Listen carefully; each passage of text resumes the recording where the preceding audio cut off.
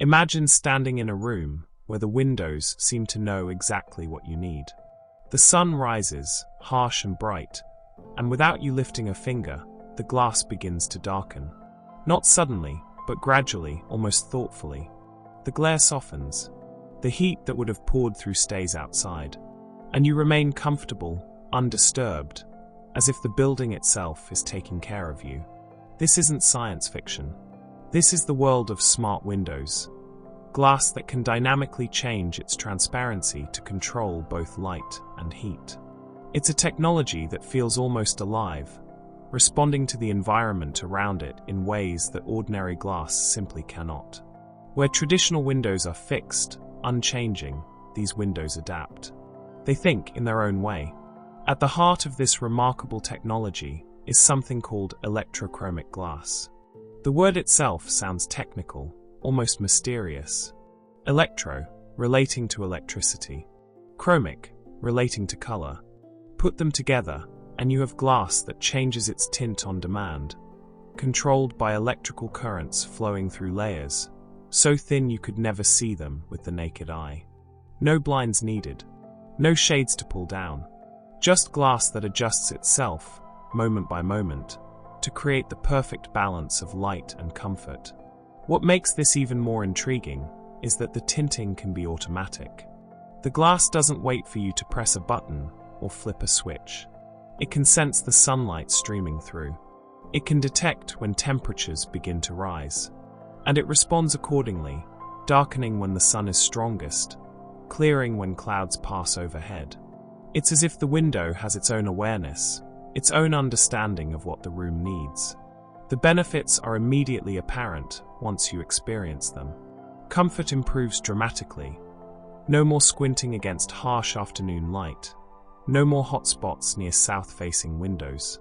Glare reduction becomes effortless, making it easier to work on computers, read, or simply relax without that annoying brightness washing out your vision. And then there's privacy. With a simple adjustment, clear glass can become frosted, opaque, shielding the interior from outside view without the need for curtains or blinds that collect dust and require maintenance. When you first encounter smart windows, they feel genuinely futuristic. They seem like something from a world decades ahead of our own, where buildings are intelligent and responsive. There's something almost magical about watching glass transform before your eyes, shifting from transparent to tinted, from open to private. It challenges our fundamental understanding of what glass is supposed to be: static, unchanging, permanent. But here's the fascinating part. Despite how futuristic it feels, electrochromic glass is based entirely on real physics. There's no illusion here, no trick of the light. Every color change, every transition from clear to dark, is the result of predictable, measurable chemical and electrical processes. Scientists understand exactly why it works. They can calculate the energy required, measure the speed of the reaction, and predict how the glass will behave under different conditions. The technology itself has been in development for decades. This isn't some recent invention that emerged overnight.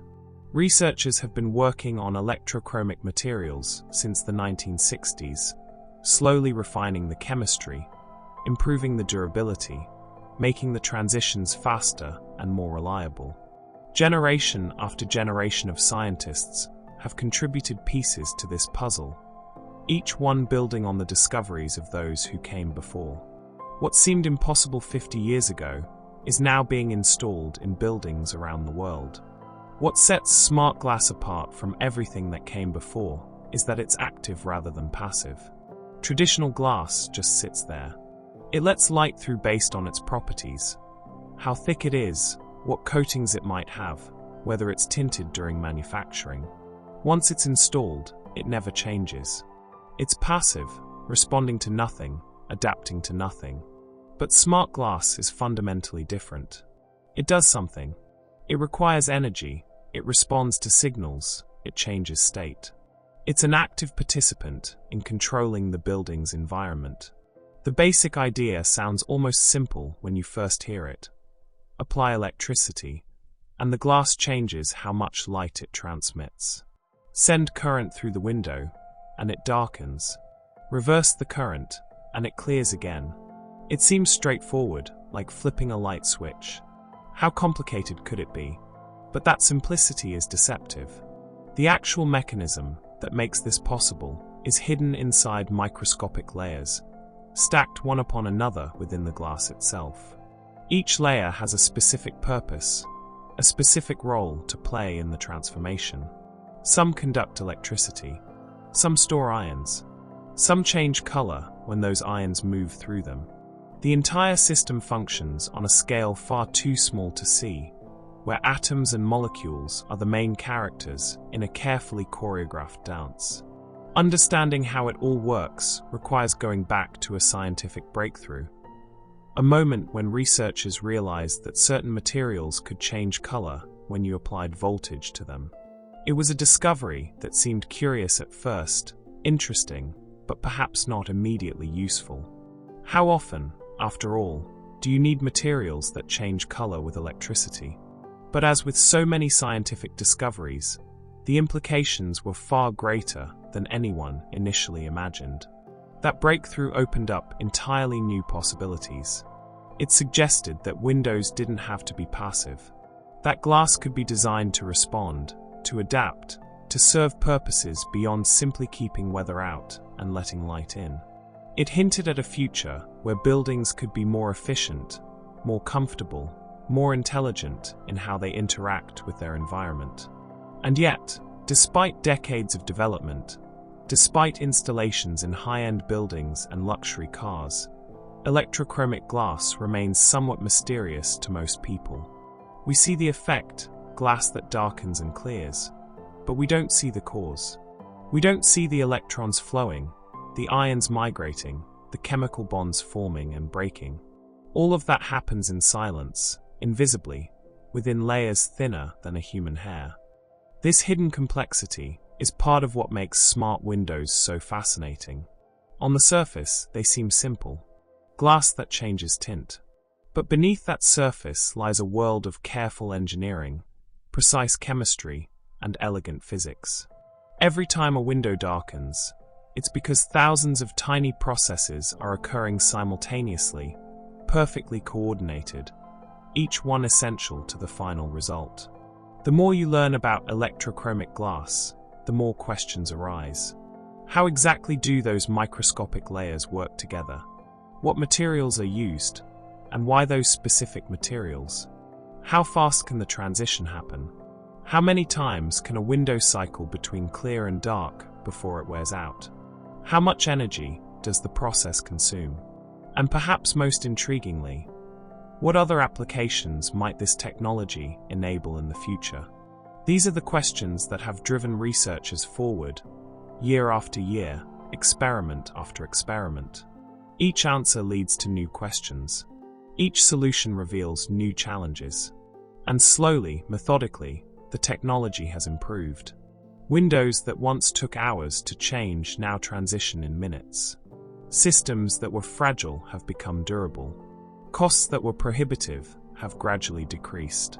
But we're getting ahead of ourselves. Before we can truly appreciate where this technology is headed, we need to understand where it came from. We need to explore that original breakthrough, that moment when someone first realized that electricity could make certain materials change color. We need to look at the science itself, at the fundamental principles that make smart windows possible. Because once you understand the foundation, everything else begins to make sense. The layers, the ions, the electrical currents, they all fit together into a coherent whole. What seemed mysterious becomes logical. What felt like magic reveals itself as chemistry and physics working in perfect harmony. So let us begin at the beginning, with glass itself. What is it? How does it interact with light? And what would it take to make it changeable, controllable, smart?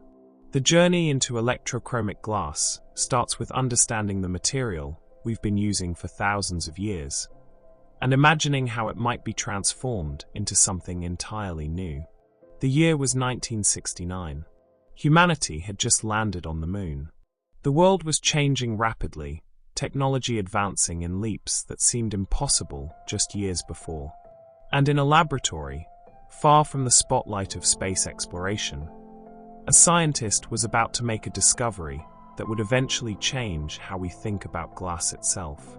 His name was Dr. Sachin K. Deb. He was working with materials that most people had never heard of: transition metal oxides. These are compounds formed when certain metals combine with oxygen, creating substances with unique properties. They weren't glamorous materials. They didn't make headlines. But to researchers like Dr. Deb, they were endlessly fascinating, full of behaviors that weren't yet fully understood. Dr. Deb was experimenting with these metal oxides, subjecting them to various conditions, observing how they responded. Science often works this way: careful observation, systematic testing, patience. Most experiments yield expected results, confirming what's already known or showing small variations that get recorded in notebooks and filed away. But occasionally, something unexpected happens. Something that makes a researcher stop, look again, and wonder if what they're seeing is really possible. That's what happened when Dr. Deb observed color changes in the transition metal oxides he was studying. Not just any color changes. These were dramatic, reversible transformations. A material would start one color, then shift to another, then shift back again. It wasn't fading or degradation. It was something else entirely, something controlled and repeatable. Among the materials he tested, one stood out with particular clarity: tungsten oxide. This compound, made of tungsten and oxygen atoms arranged in a specific crystalline structure, showed reversible optical changes that were unlike anything commonly seen before. When Dr. Deb applied certain conditions to tungsten oxide, it would change from relatively transparent to a deep blue color. Then, when he reversed those conditions, the material would return to its original state. It was beautiful, in its way. But more than that, it was puzzling. What was causing this transformation? What was happening inside the material to make it change color so dramatically and so consistently? The answer, as Dr. Deb discovered through careful investigation, lay in the movement of ions. Ions are atoms or molecules that carry an electrical charge, either positive or negative. In this case, something was causing ions to move into and out of the tungsten oxide structure, and that movement was directly responsible for the color change. When ions entered the material, it darkened. When they left, it cleared. It was that simple and that profound. But not just any ions were involved. The key moving particles were lithium ions, small, positively charged atoms of lithium that could migrate through the tungsten oxide structure with relative ease. Lithium is the lightest metal on the periodic table, and its ions are correspondingly small and mobile. This makes them excellent candidates for moving through materials, slipping between the larger atoms that form the host structure. When lithium ions entered the tungsten oxide, they brought electrons with them. These electrons interacted with the tungsten atoms in a very specific way, changing their oxidation state. Essentially, changing how many electrons each tungsten atom possessed. And this change in oxidation state altered how the material absorbed and transmitted light. Certain wavelengths that previously passed through freely were now absorbed. The material's appearance changed as a direct result of these atomic-level transformations. This movement of ions altered how light interacted with the material at the most fundamental level. Light, as you may know, is electromagnetic radiation, waves of energy traveling through space. When light encounters a material, it can be absorbed, reflected, transmitted, or some combination of all three. The specific behavior depends on the material's electronic structure, on how its atoms and electrons are arranged, and how they respond to electromagnetic waves. By inserting lithium ions and their accompanying electrons into tungsten oxide, Dr. Deb was changing that electronic structure. He was modifying the way the material's electrons could move and vibrate in response to light. And because different electronic structures interact differently with different wavelengths of light, the material's color changed. What was once transparent became colored. What was once clear became dark. What made this discovery particularly exciting was that the effect was repeatable and controllable. This wasn't a one-time phenomenon or a degradation process that exhausted itself after a single cycle. Dr. Deb could make the material change color, then change back, then change again, over and over.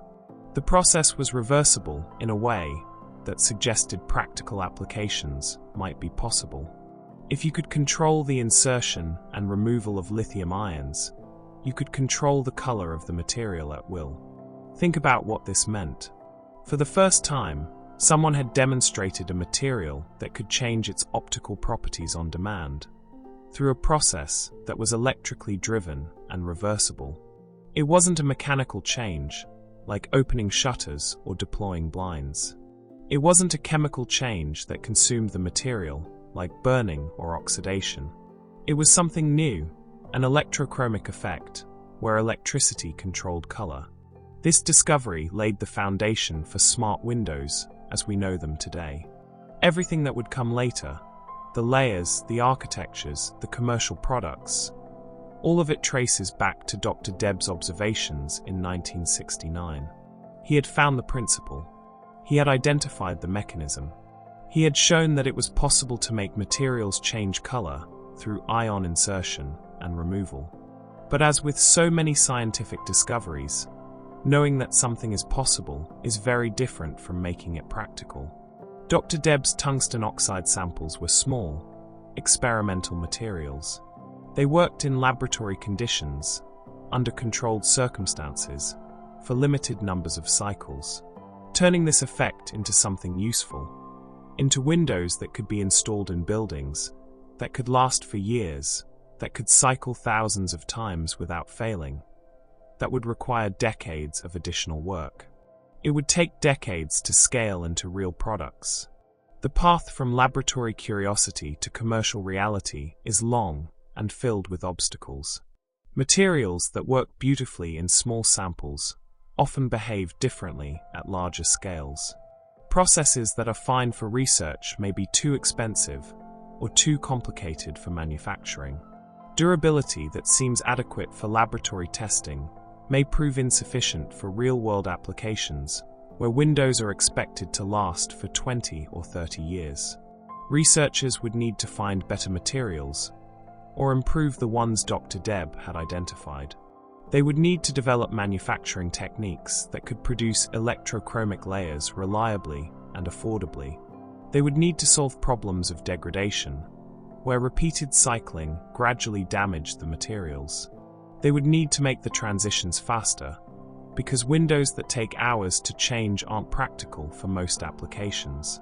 They would need to reduce the voltage required, improve the uniformity of the color change across large areas, and find ways to seal the devices so that moisture and contaminants couldn't interfere with the ion movement. Each of these challenges represented years of work. Doctoral dissertations were written exploring tiny aspects of electrochromic behavior. Research groups around the world began investigating different materials, different configurations, different approaches. Some focused on improving tungsten oxide.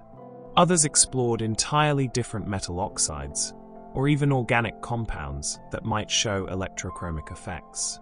Patent applications multiplied as companies and universities recognized the potential value of this technology. And slowly, incrementally, progress was made. Materials became more stable. Manufacturing processes became more refined. The science deepened as researchers developed better theories of how ions moved through solid materials, how interfaces between layers affected performance, how to design the entire system for optimal efficiency and longevity. But through all of this development, all of these refinements and improvements, the core insight remained Dr. Deb's. The fundamental principle that moving ions in and out of certain materials could change their optical properties was the seed from which everything else grew. His careful observations in 1969, his willingness to investigate something strange and unexpected, his rigorous documentation of what he saw. These laid the groundwork for an entire field of research. It's worth pausing to appreciate how scientific progress actually works. We often think of breakthroughs as sudden, complete revelations, a moment of inspiration that immediately changes everything. But the reality is usually more gradual, more collaborative. Dr. Deb made a crucial observation, yes. But he stood on the shoulders of other scientists who had studied metal oxides, who had investigated electrochemistry, who had developed the experimental techniques he used. And after his discovery, hundreds of other researchers would build on his work, each adding their own pieces to the puzzle. This is how knowledge grows. Not in isolated flashes, but in connected networks of discovery, where each finding enables the next. Dr. Deb's work in 1969 was essential, foundational. But it was also part of a larger story, a longer journey from basic science to practical technology. A journey that continues even today, as researchers work on the next generation of electrochromic materials, seeking to make them faster, more efficient, more durable, more affordable. The strange color changes that Dr. Deb noticed in his laboratory over 50 years ago have led to windows that can think in their way. Glass that adapts to its environment, that helps manage energy in buildings, that improves comfort for millions of people. It's a remarkable legacy for a single observation, a testament to the power of scientific curiosity and the patience required to transform understanding into application. And yet, most people who benefit from smart windows today have never heard of Dr. Sachin K. Deb. They experience the technology without knowing its origins, without understanding the decades of work that made it possible. The science remains invisible, hidden within those microscopic layers, while only the effect, glass that darkens and clears, is apparent. But now you know. Now you understand where it began. With a scientist, a laboratory, some tungsten oxide, and a question: what is causing this material to change color? The answer to that question would echo forward through time, shaping the future of architecture and building design in ways that Dr. Deb himself might not have imagined when he first noticed something strange happening in his experiments all those years ago. Now that we understand where electrochromic technology came from, it's time to look inside, to peer into those microscopic layers and understand what's actually happening when a smart window changes from clear to dark. The mechanism is elegant, almost beautiful in its simplicity, once you understand the principles at work. At its core, electrochromic windows work by moving lithium ions. These tiny charged particles are the workers, the agents of change that make the entire system function. Remember, lithium ions are small, among the smallest ions that can be practically moved through solid materials. This small size is crucial because it allows them to slip through the crystal structures of the materials involved without causing too much disruption or damage. Picture the window as containing multiple layers stacked together, though you'd never see these layers with your eyes alone. They're far too thin. But each layer has a specific job, a specific role in the system. And the movement of lithium ions between these layers is what creates the color change we observe. The ions migrate between two electrodes inside the glass. An electrode is simply a material that can conduct electricity and either supply or receive ions. In an electrochromic window, you have two of these electrodes, one on each side of the system. One of them is the electrochromic layer itself, typically made of tungsten oxide, the material Dr. Deb first studied. The other is an ion storage layer, a reservoir that can hold lithium ions when they're not in the electrochromic layer. When you apply voltage to the window, when you send an electrical signal telling it to darken or clear, you create an electrical field between these two electrodes. This field provides the driving force that causes lithium ions to move. The ions migrate from one electrode to the other, traveling through the layers of the device in response to the electrical signal. But here's where it gets interesting. Between the two electrodes sits a separator layer, and this layer has very specific properties. It allows ion movement, but blocks electrons. This is crucial. Ions need to be able to pass through, so they can migrate from one electrode to the other. But electrons must be blocked, because if electrons could flow directly through the separator, they'd short-circuit the system. The electrical driving force would be lost, and the device wouldn't work. The separator is what's called an ion conductor, but an electronic insulator. It's permeable to ions, but impermeable to electrons. Materials with these properties do exist. Certain ceramics, polymers, and gel-like substances can conduct ions while blocking electronic current. Finding the right separator material, one that conducts ions efficiently while remaining completely impermeable to electrons, was one of the many challenges researchers had to solve in developing practical electrochromic windows. So the ions move through the separator, traveling from the storage layer toward the electrochromic layer, or vice versa, depending on which direction the voltage is driving them. And this ion movement changes how light is absorbed or reflected by the window. This is the heart of the mechanism, the fundamental transformation that creates the visible effect. Let's focus on what happens in the electrochromic layer itself, typically tungsten oxide. When lithium ions enter tungsten oxide, they don't just sit there passively. They bring electrons with them, and these electrons interact with the tungsten atoms in the oxide structure. The tungsten atoms change their oxidation state. They gain electrons and become what chemists call reduced. This change in oxidation state dramatically alters how the tungsten oxide interacts with light. In its oxidized state, without the extra lithium ions and electrons, tungsten oxide is relatively transparent. It allows visible light to pass through with minimal absorption. The material appears clear, colorless. But when lithium ions and electrons enter the structure, when the tungsten atoms become reduced, the electronic structure of the material changes. New energy states become available for electrons to occupy. And these new energy states allow the material to absorb light in the visible spectrum. Specifically, when ions enter tungsten oxide, the glass darkens. The material begins to absorb light rather than transmitting it.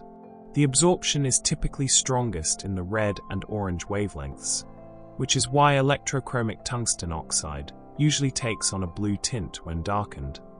It's absorbing the warmer colors and transmitting the cooler ones.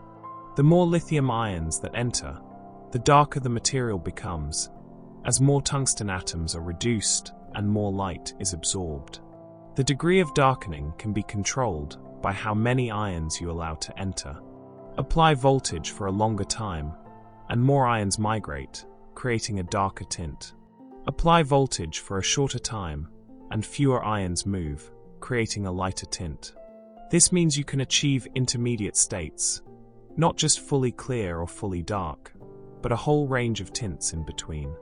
The window can be tuned to exactly the level of shading you need at any given moment.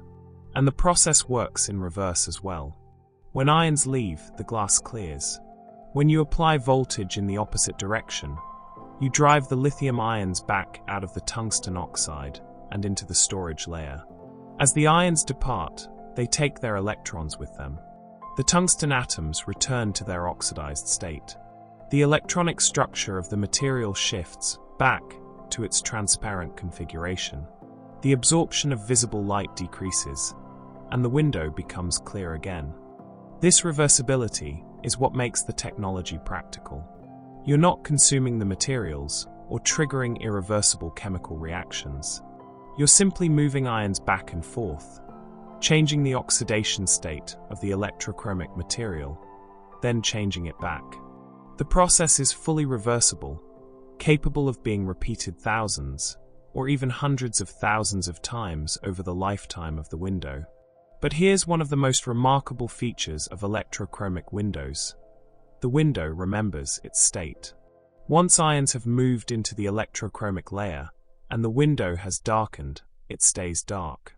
You don't need to keep applying power to maintain the tint. The ions remain where they are, held in place within the tungsten oxide structure, and the window stays in its current state indefinitely. This is very different from other technologies that might seem similar. Think about a computer screen or an LED light. The moment you cut power, it goes dark. It requires constant energy to maintain its state. But electrochromic windows don't work that way. The state is stored within the material itself, in the physical distribution of ions throughout the layers.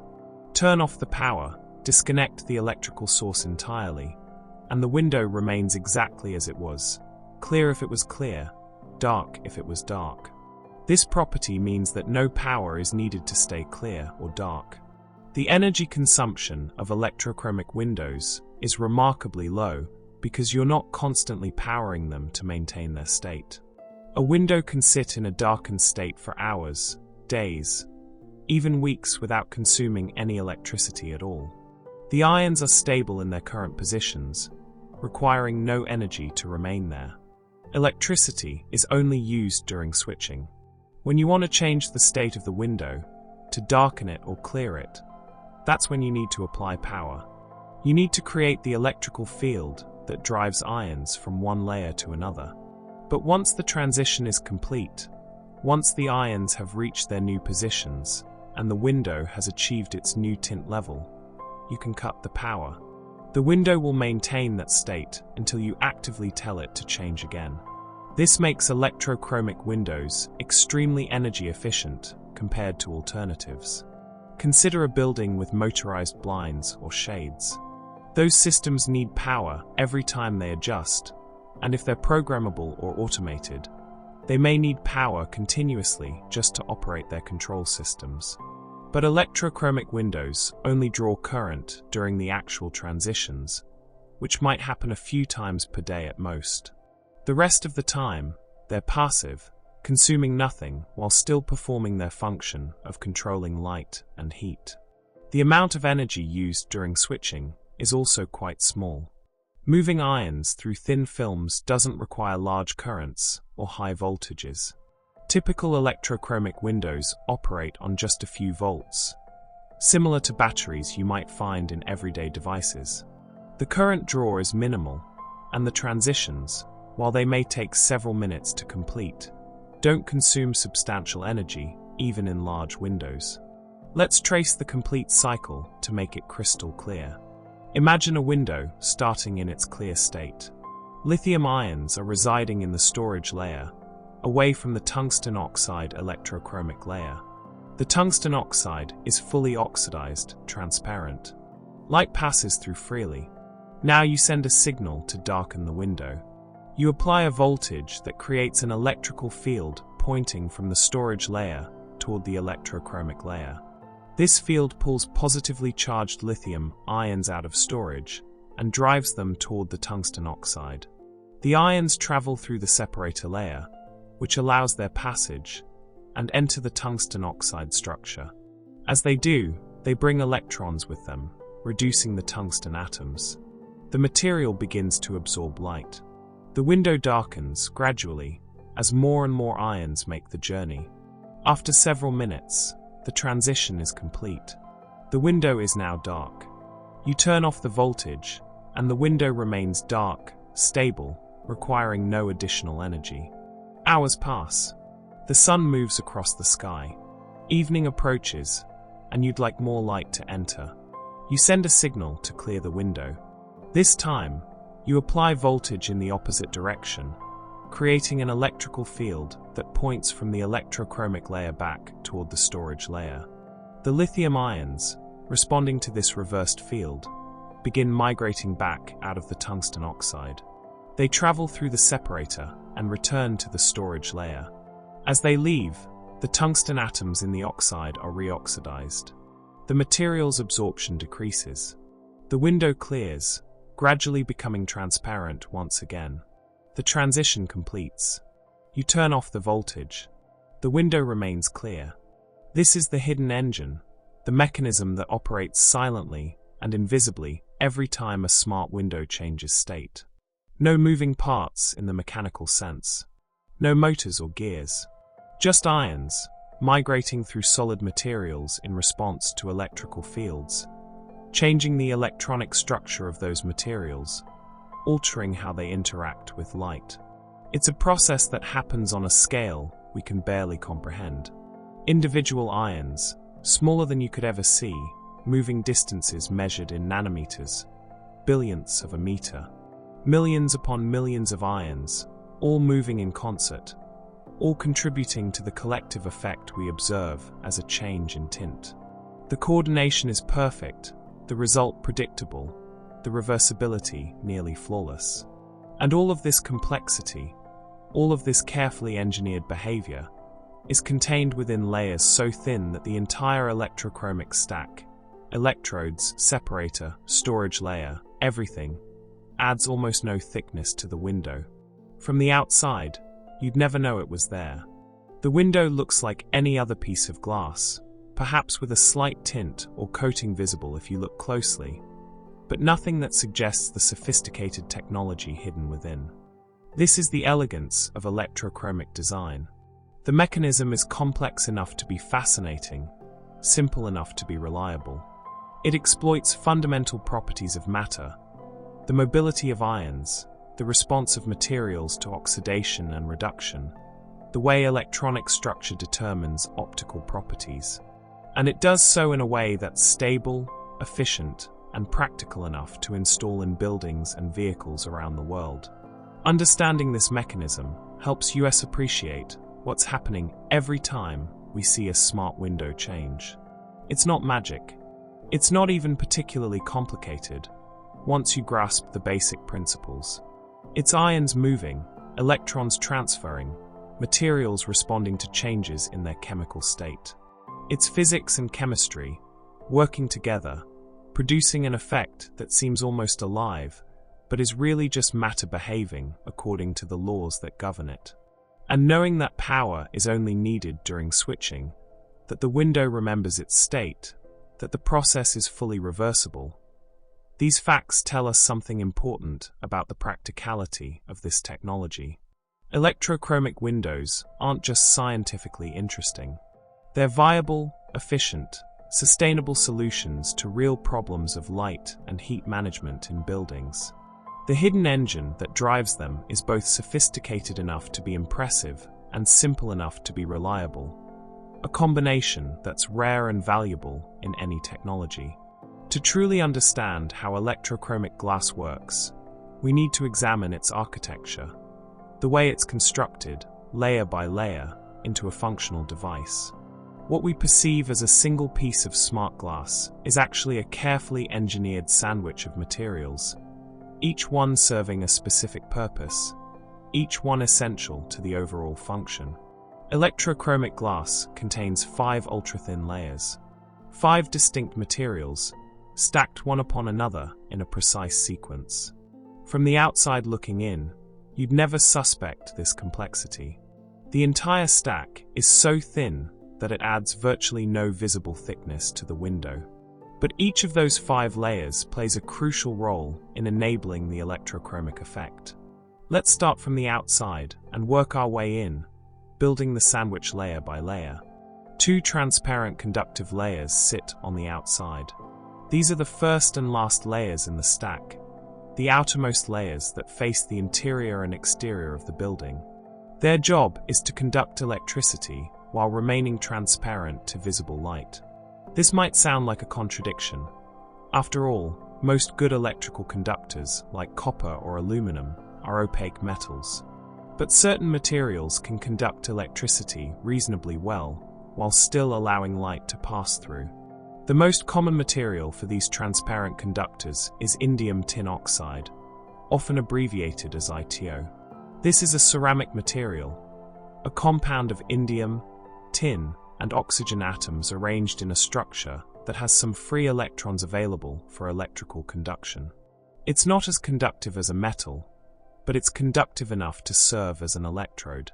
And crucially, when deposited as a thin film, it's transparent. Light can pass through it with only minimal absorption. These transparent conductive layers serve as the electrical connections to the device. When you want to change the window's state, you apply voltage between these two outer layers. They distribute that voltage evenly across the entire area of the window, ensuring that the electrochromic effect happens uniformly, not just in patches or spots. Without these layers, you couldn't get electricity to the electrochromic materials inside, and the device wouldn't function. Moving inward from the transparent conductors, we encounter the two electrochromic electrodes that sit inside the stack. These are the active materials, the layers that actually change their optical properties in response to ion movement. One of these electrodes is the electrochromic layer itself, the tungsten oxide or similar material that darkens when ions enter. The other is the ion storage layer, sometimes called the counter-electrode, which holds ions when they're not in the electrochromic layer. Both of these electrodes can exchange ions. Both can accept lithium ions and release them. They work as a pair, as a system. When ions leave the storage electrode, they enter the electrochromic electrode. When ions leave the electrochromic electrode, they return to the storage electrode. It's a closed system, a cycle, with the total number of ions remaining constant as they shift back and forth. Between these two electrodes, right in the middle of the sandwich, sits a partition layer that separates ion and electron flow. This is the separator we discussed earlier, the layer that allows lithium ions to pass through while blocking electrons. It's the traffic controller of the device, ensuring that ions can migrate between the two electrodes while preventing any short circuit that would occur if electrons could flow directly through. The separator must be carefully chosen. It needs to conduct ions efficiently. High ionic conductivity is essential for fast switching speeds. But it must be a perfect insulator for electrons. Even the tiniest electronic leakage would gradually discharge the device and cause it to lose its state. Finding materials that balance these requirements took years of research. Modern separators might be made of specialized polymers, lithium-conducting ceramics, or gel electrolytes, depending on the specific design of the device. So we have 5 layers total: transparent conductor, electrochromic electrode, separator, ion storage electrode, and transparent conductor. Each one microscopically thin. All layers are thinner than a human hair, which is typically about 70 to 100 micrometers in diameter. The entire electrochromic stack might be only a few micrometers thick, perhaps 2 to 5 micrometers in total. Some layers are even thinner, measured in nanometers, which are thousandths of micrometers. This thinness is crucial for several reasons. It keeps the window lightweight and allows it to be integrated into standard window constructions without significantly changing their properties. It also means ions don't have far to travel. Shorter distances mean faster transitions and less chance of ions getting stuck or lost along the way. And finally, thin layers can be deposited uniformly over large areas, which is essential for making big windows that change color evenly across their entire surface. Among the materials used in these layers, tungsten oxide is the most common electrochromic material. It's the workhorse of the industry, the material that appears in most commercial electrochromic windows today. We've mentioned it before, but it's worth understanding why tungsten oxide in particular has become so dominant. Tungsten oxide has several advantages. It shows a strong electrochromic effect, a significant change in optical absorption when ions are inserted. It's relatively stable, capable of cycling many thousands of times without significant degradation. It can be manufactured using industrial-scale deposition techniques, making it practical for large-scale production. And the materials themselves, tungsten and oxygen, are relatively abundant and not prohibitively expensive, at least compared to some exotic alternatives that researchers have explored. The tungsten oxide used in electrochromic devices is typically polycrystalline. This means it's not a single perfect crystal, but rather a collection of many tiny crystals, called grains, all packed together. Each grain might be only a few nanometers across, with slightly different orientations from its neighbors. The boundaries between these grains create pathways that lithium ions can use to diffuse through the material. This polycrystalline structure is actually beneficial for ion transport. In a perfect single crystal, ions would have to find specific channels or paths through the regular atomic lattice. But in a polycrystalline material, the grain boundaries provide easier routes for ion movement. Ions can hop along these boundaries, moving through the material more quickly than they could through a perfect crystal structure. Tungsten oxide is also highly light reactive, meaning it responds strongly to the insertion of ions by changing how it absorbs and transmits light. This strong response is what makes the visible effect so dramatic. A relatively small number of inserted ions can produce a substantial change in color, which means the device doesn't need to move huge quantities of ions to achieve useful levels of tinting. When voltage is applied and ions begin to move, lithium ions soak into this tungsten oxide layer. That's really the best way to describe it. They soak in, like water soaking into a sponge. The polycrystalline structure of the tungsten oxide provides space for the ions to occupy. There are small gaps, interstitial sites, where lithium ions can nestle in between the tungsten and oxygen atoms. As more ions enter, they fill more of these available sites, spreading throughout the material. This isn't a surface effect. The ions don't just stick to the outer surface of the tungsten oxide.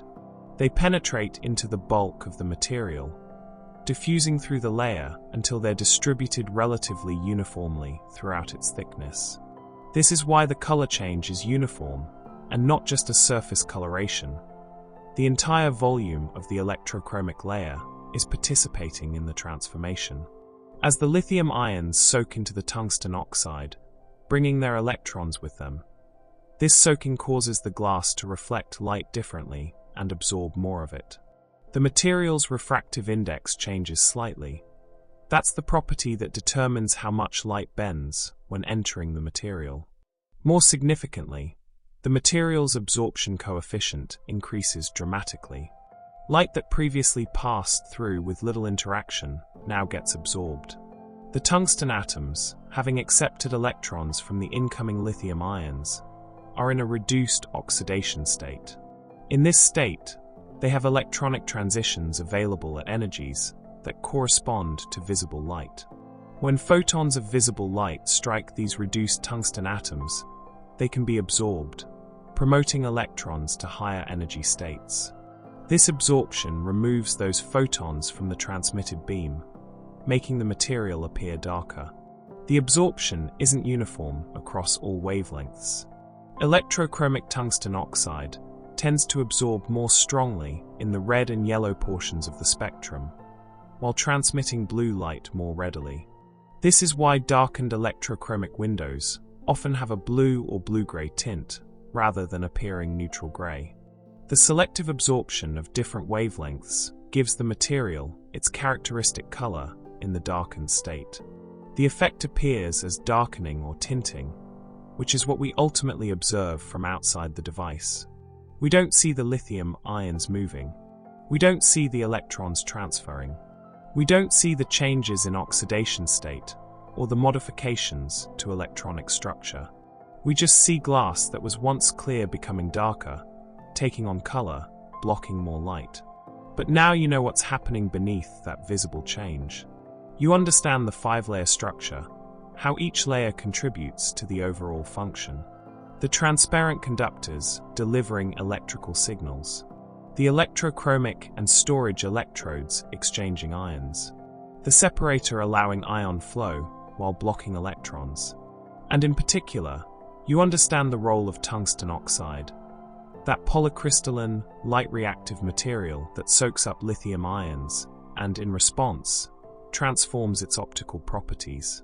It's remarkable how much functionality can be packed into such a thin stack of materials. 5 layers, each just a fraction of the thickness of a human hair, working together to create a device that can change from clear to dark on command. The precision required to manufacture these layers is extraordinary. They must be deposited uniformly over areas measuring many square feet. The thickness must be controlled to within nanometers. The interfaces between layers must be clean and well-defined. Any contamination, any defect, any variation in thickness could affect the performance of the final device. Modern manufacturing techniques have made this level of precision achievable at industrial scales. Processes like sputtering and chemical vapor deposition can lay down thin films with excellent uniformity and control. Quality control systems monitor the deposition in real time, adjusting parameters to maintain consistency. What would have seemed impossible decades ago, coating large pieces of glass with multiple layers, each just nanometers thick, with minimal defects, is now routine in factories producing electrochromic windows. And the sandwich structure itself, this 5-layer architecture, represents an elegant solution to the problem of creating a controllable electrochromic device. Each layer has one job, one function. The design is modular in a sense. If you want to improve one aspect of performance, you can focus on optimizing the corresponding layer. Want faster ion transport? Improve the separator. Want stronger color change? Optimize the electrochromic electrode. Want more stored ions available? Enhance the storage layer.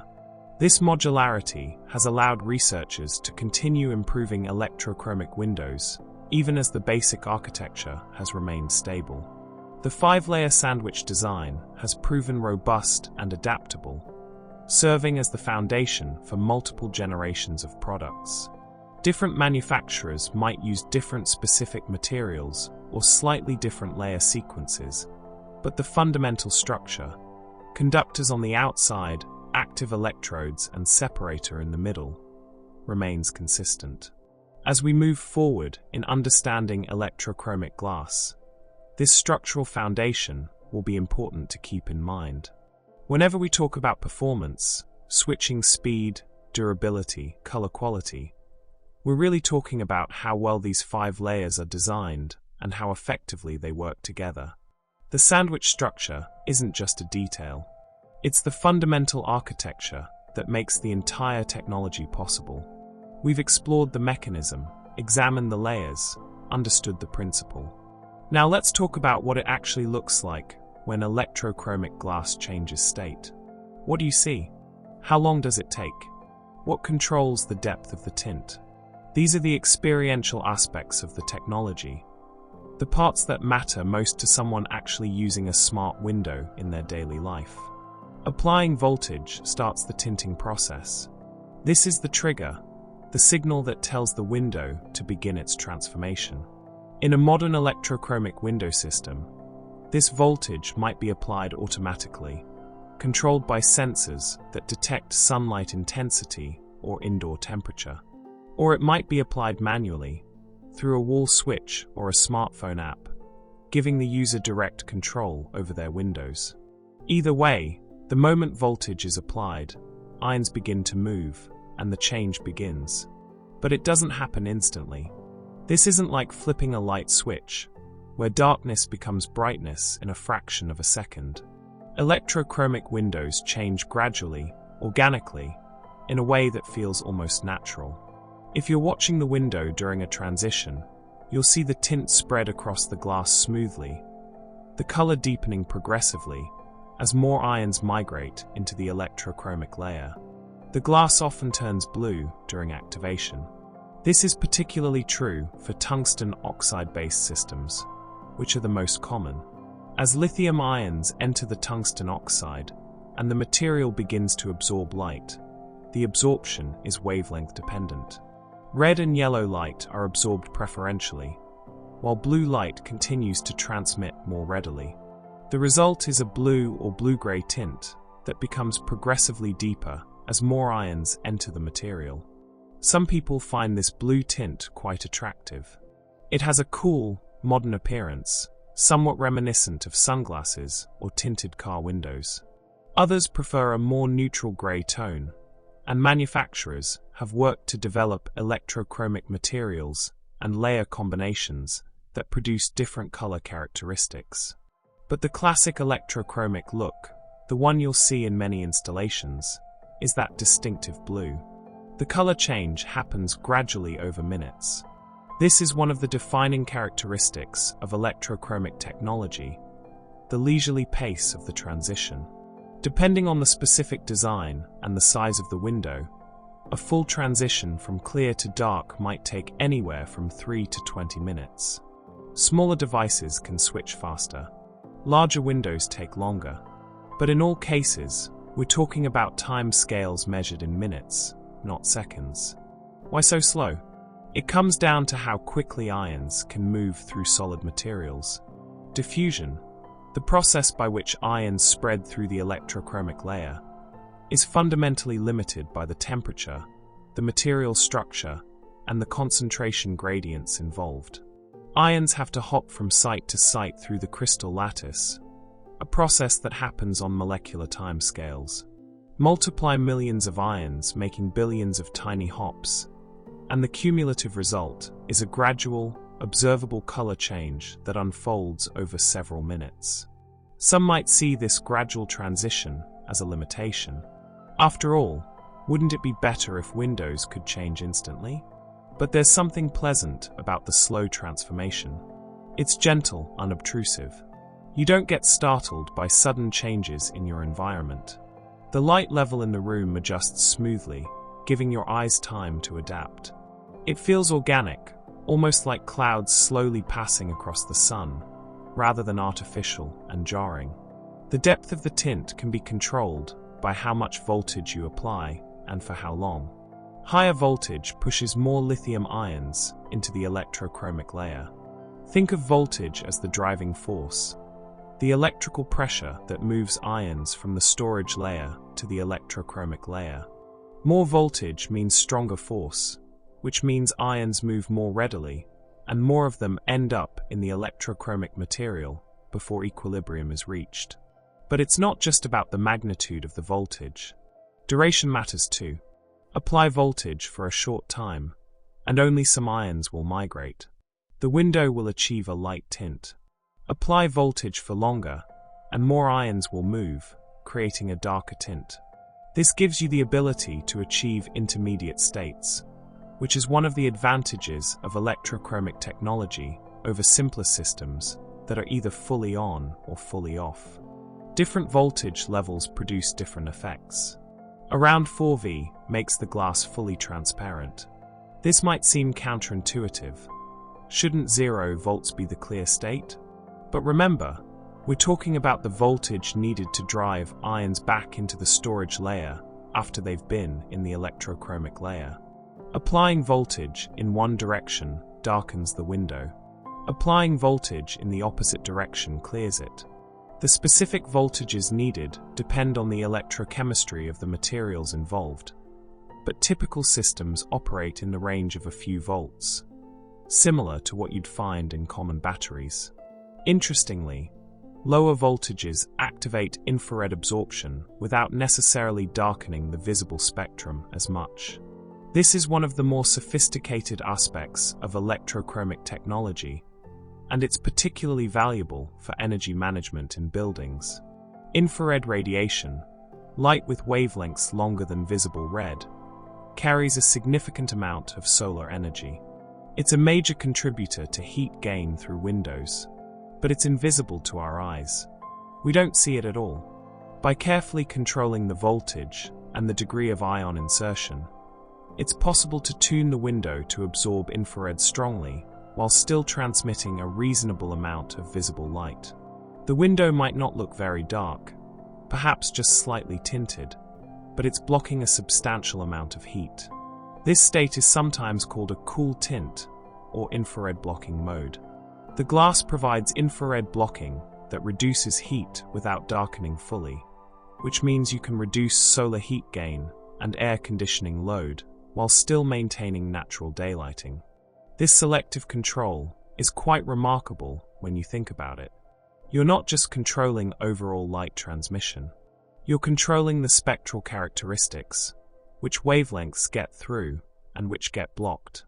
This allows fine control of light and heat independently, optimizing for comfort and energy efficiency in ways that traditional windows or simple shading devices cannot match. Want maximum daylight but minimum heat? Use a light infrared blocking tint. Want darkness and privacy? Apply full darkening. Want something in between? Choose an intermediate state. The electrochromic window becomes a tunable filter, adjustable to meet whatever conditions exist at any given moment. It's this versatility, this ability to optimize for multiple objectives simultaneously, that makes electrochromic windows so valuable in high-performance buildings. But the switching speed depends on size and material. Not all electrochromic windows behave the same way. The time it takes to complete a transition can vary significantly based on the design of the device and the specific materials used. Some of this variation is fundamental to the physics involved. Some of it reflects different engineering choices and trade-offs. Size matters significantly. Large windows take longer than small ones. This makes intuitive sense if you think about what's happening during a transition. Ions need to migrate across the entire area of the window. In a small window, say 1 square foot, the ions don't have far to travel from the edges where the electrical connections are made to the center of the device. But in a large window, perhaps 10 feet wide and 8 feet tall, ions have to travel much greater distances to reach the center. The electrical resistance of the transparent conductor layers also plays a role. These layers, while conductive, aren't perfect conductors. There's some resistance, which means voltage drops as you move away from the point where power is applied. In large windows, the center of the glass might experience slightly lower voltage than the edges, which can slow the transition in those central regions. Manufacturers have developed various strategies to address this. Some use multiple power feed points around the perimeter of large windows, ensuring more uniform voltage distribution. Others optimize the transparent conductor layers for lower resistance, often by using thicker coatings or composite conductor systems that combine different materials. And some simply accept that very large windows will take longer to transition, designing their control systems to start transitions earlier in anticipation of this delay. Material choices also affect switching speed. Different electrochromic materials have different ionic conductivities. Some allow lithium ions to diffuse more quickly than others. The separator layer, too, can be optimized for faster ion transport.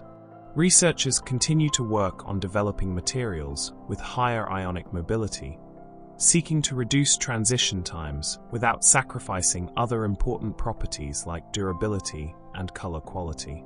Temperature affects switching speed as well. Like most chemical and electrochemical processes, ion diffusion is temperature dependent. At higher temperatures, ions move more quickly. The electrochromic effect proceeds faster. At very cold temperatures, switching can become sluggish.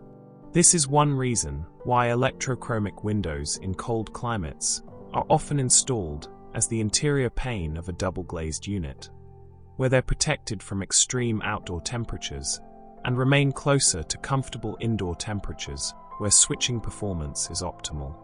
In practice, most modern electrochromic windows complete a full transition in somewhere between 5 and 15 minutes, depending on their size and design. That's fast enough to be practical. The sun doesn't move so quickly that a 5-minute transition can't keep up. But it's slow enough that the change feels gradual and natural rather than abrupt and startling. Users generally adapt quickly to this pace. After a short period of adjustment, the gradual transitions become part of the background of daily life, noticed but not distracting. The windows respond to changing conditions, doing their job of managing light and heat, without requiring constant attention or adjustment. It's a bit like a well-designed air conditioning system. You benefit from it constantly, but you mostly only notice it when it's not working properly. The visual experience of watching an electrochromic window change is oddly mesmerizing. If you're present during a transition, you might find yourself pausing to observe it. The color flows across the glass, deepening, shifting. Light levels in the room gradually adjust. Shadows soften or sharpen. The quality of the illumination changes, becoming cooler and more diffuse as the window darkens, or warmer and more direct as it clears. There's something almost alive about it, this glass that responds and adapts. Even though you understand it's a technological system, a carefully engineered device, there's an organic quality to the movement and change. It doesn't feel mechanical in the way that motorized blinds do, with their whirring and clicking. It's silent, smooth, continuous. The glass itself seems to be transforming, becoming something different right before your eyes. And in a way, it is. The material is literally changing its internal structure, its electronic configuration, in response to the migration of billions of ions. What you're seeing is matter reorganizing itself at the atomic level, with visible consequences that play out at human scales over human perceivable time frames. It's chemistry and physics made manifest, observable, beautiful in its way. The control systems that manage these transitions have become increasingly sophisticated. Early electrochromic windows required manual control. Someone had to decide when to darken or clear them. But modern systems can be fully automated, using sensors to detect sunlight angle and intensity, indoor temperature, even occupancy. They can be programmed with schedules, integrated with building management systems, adjusted remotely via smartphone apps. Some systems learn over time, using algorithms to predict when transitions will be needed based on historical patterns and weather forecasts. They might begin darkening windows on the east side of a building shortly before sunrise, anticipating the morning sun. Or they might gradually clear west-facing windows as afternoon approaches its end, maximizing daylight while avoiding the low-angle glare of late-day sun. This intelligence, this responsiveness, transforms windows from passive barriers into active participants in building management. The glass becomes a controllable variable, something that can be optimized hour by hour, season by season, to maintain comfort and minimize energy consumption. And users benefit without having to think about it, without having to manually adjust blinds or close curtains throughout the day. The transition from clear to blue, from transparent to tinted, is more than just a technical operation. It's an experience, a visible manifestation of smart building technology in action. It's glass that thinks, responds, adapts. And while we now understand the mechanism, the ions moving, the layers functioning, the voltages applied, there remains something almost magical about seeing it happen, watching solid glass transform before your eyes, knowing that this transformation will happen thousands of times over the window's lifetime, reliably, predictably, serving the needs of the people inside.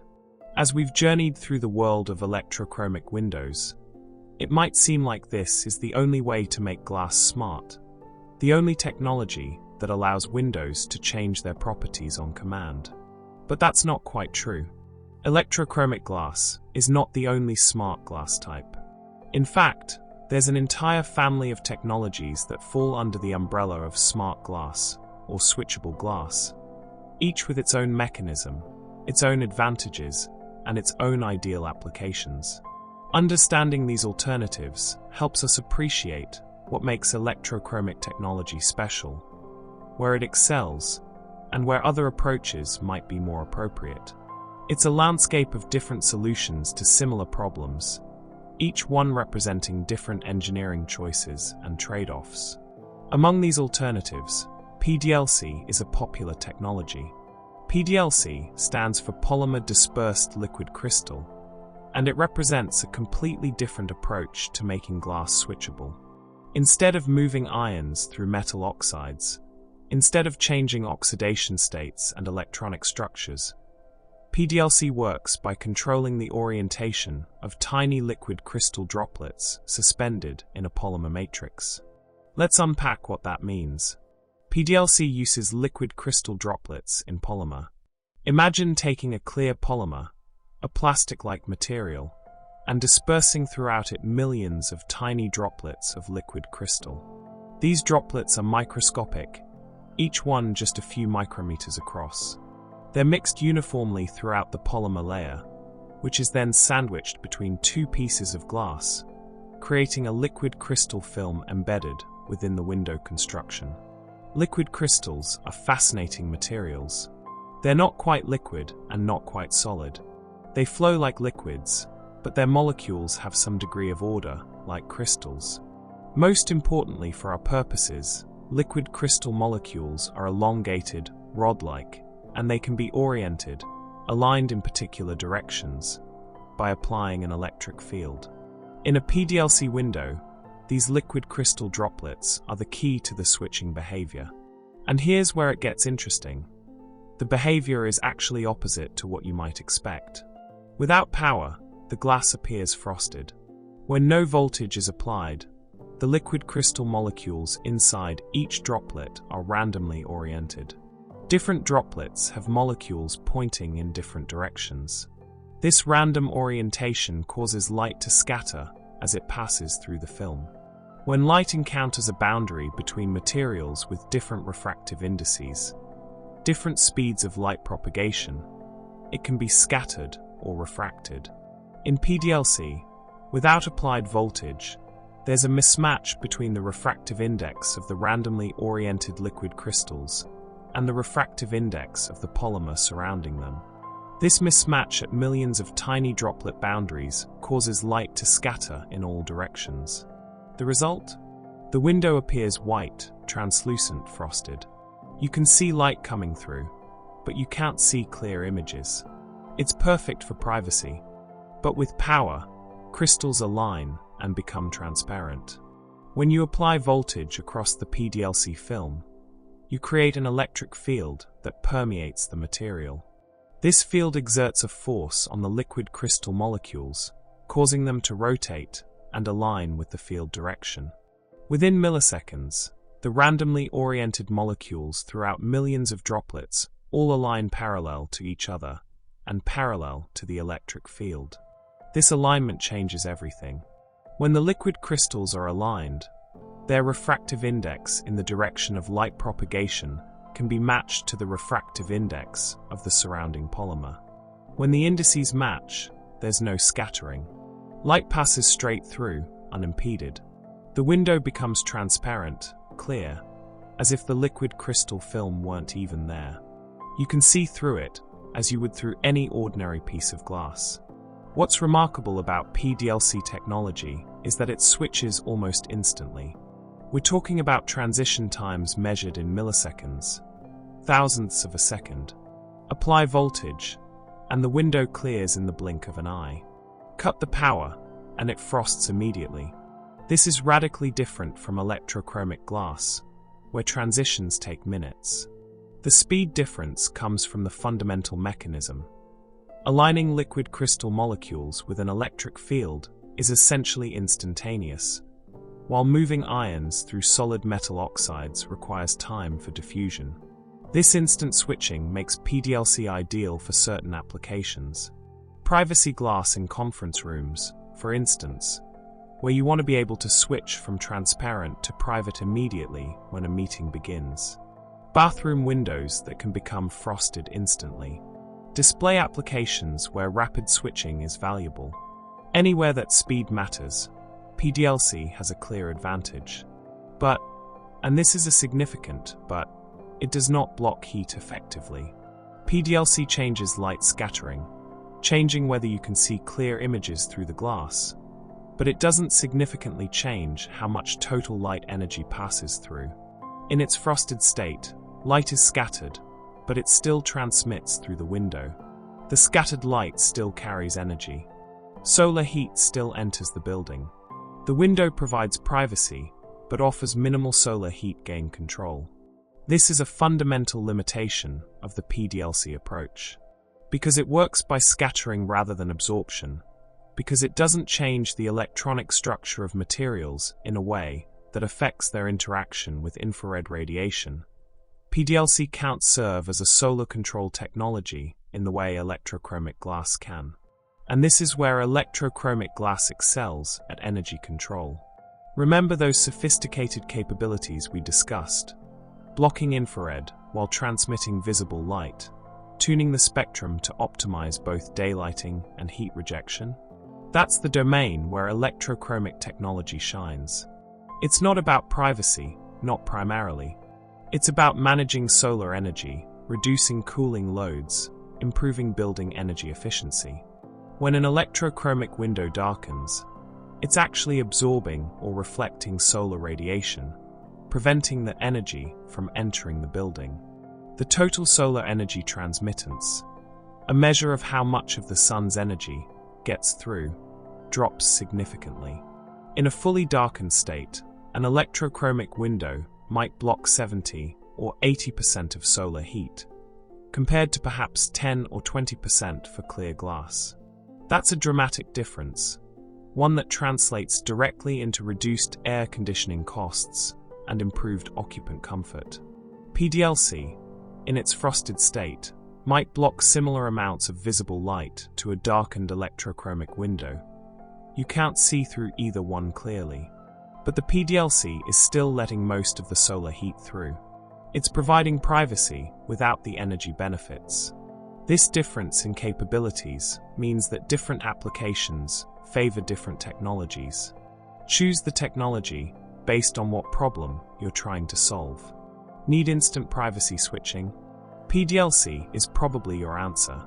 Need solar control and energy management? Electrochromic is the better choice. Need both? You might need to combine technologies or choose based on which capability is more important for your specific application. In practice, buildings often choose electrochromic over PDLC when energy efficiency is a priority. Commercial buildings, especially those seeking green building certifications or trying to minimize operating costs, typically opt for electrochromic windows. The energy savings over the lifetime of the building can be substantial, often enough to justify the higher initial cost of electrochromic systems compared to standard windows, or even compared to PDLC. Residential applications might go either way depending on needs. If you're building a home with large windows facing intense sun, electrochromic makes sense for comfort and energy management. If you're more concerned about privacy in specific rooms, bathrooms, bedrooms, and you want instant control, PDLC might be more appropriate. There are other smart glass technologies worth mentioning briefly. Suspended particle devices, or SPD, represent another approach. These use rod-like particles suspended in a film that align when voltage is applied, changing light transmission. Like PDLC, SPD switches quickly, though not quite instantaneously. It offers better solar control than PDLC, though generally not as sophisticated as electrochromic. SPD has found applications in automotive sunroofs and aircraft windows, where rapid switching and moderate solar control are both valuable. Thermochromic glass changes tint automatically in response to temperature, without any electrical control at all. Above a certain temperature threshold, the material undergoes a phase transition that changes its optical properties. This is entirely passive, no power, no controls, no user input. The window darkens when it gets hot, which often correlates with high sun exposure. Thermochromic technology is simple and requires no infrastructure, but you have no control over it. It darkens based solely on temperature, which might not align with what occupants actually want at any given moment. Photochromic glass, similar to the lenses in transition eyeglasses, darkens in response to ultraviolet light. Bright sun contains lots of UV, so the glass darkens. Move into shade or wait for the sun to set, and the glass clears. Again, it's automatic and passive, requiring no power, but offering no user control. The transition is entirely determined by UV exposure. Each of these technologies, electrochromic, PDLC, SPD, thermochromic, photochromic, represents a different point in the design space of smart glass. Different mechanisms, different performance characteristics, different costs, different advantages and limitations. There's no single best technology. There are only technologies better suited or worse suited to particular applications and priorities. What makes electrochromic technology particularly compelling for building applications is its combination of capabilities. It's not the fastest. PDLC and SPD win on switching speed. It's not the simplest. Thermochromic and photochromic require no power or controls. But it offers the most sophisticated control over solar energy management, the ability to independently tune visible light and heat transmission, and the capacity for intelligent, responsive operation that can optimize for comfort and efficiency throughout the day and across seasons. The gradual transitions that we noted as a characteristic of electrochromic glass, those multi-minute switching times, turn out not to be a significant limitation for building applications. Buildings change slowly. The sun moves gradually across the sky. Conditions evolve over minutes and hours, not seconds. A window that takes 5 minutes to transition is fast enough to keep pace with these gradual environmental changes. The speed of PDLC, while impressive, isn't actually necessary for most building applications. What matters more in buildings is the quality of the solar control, the durability over decades of operation, the energy savings, and the improvement in occupant comfort. These are electrochromic's strengths. This is where it delivers value that other technologies can't match, at least not yet with currently available products. That said, technology continues to evolve. Researchers are working on improving all of these smart glass technologies. Faster electrochromics, more energy-efficient PDLC, better color rendition in SPD, lower-cost manufacturing for all types. The landscape 10 years from now might look quite different, with new capabilities and new options. But today, right now, if you're designing a building and you want windows that can intelligently manage solar energy while maintaining views and daylighting, electrochromic glass is the leading choice. It's the technology that's been proven in thousands of installations worldwide. It's the one backed by decades of research and development.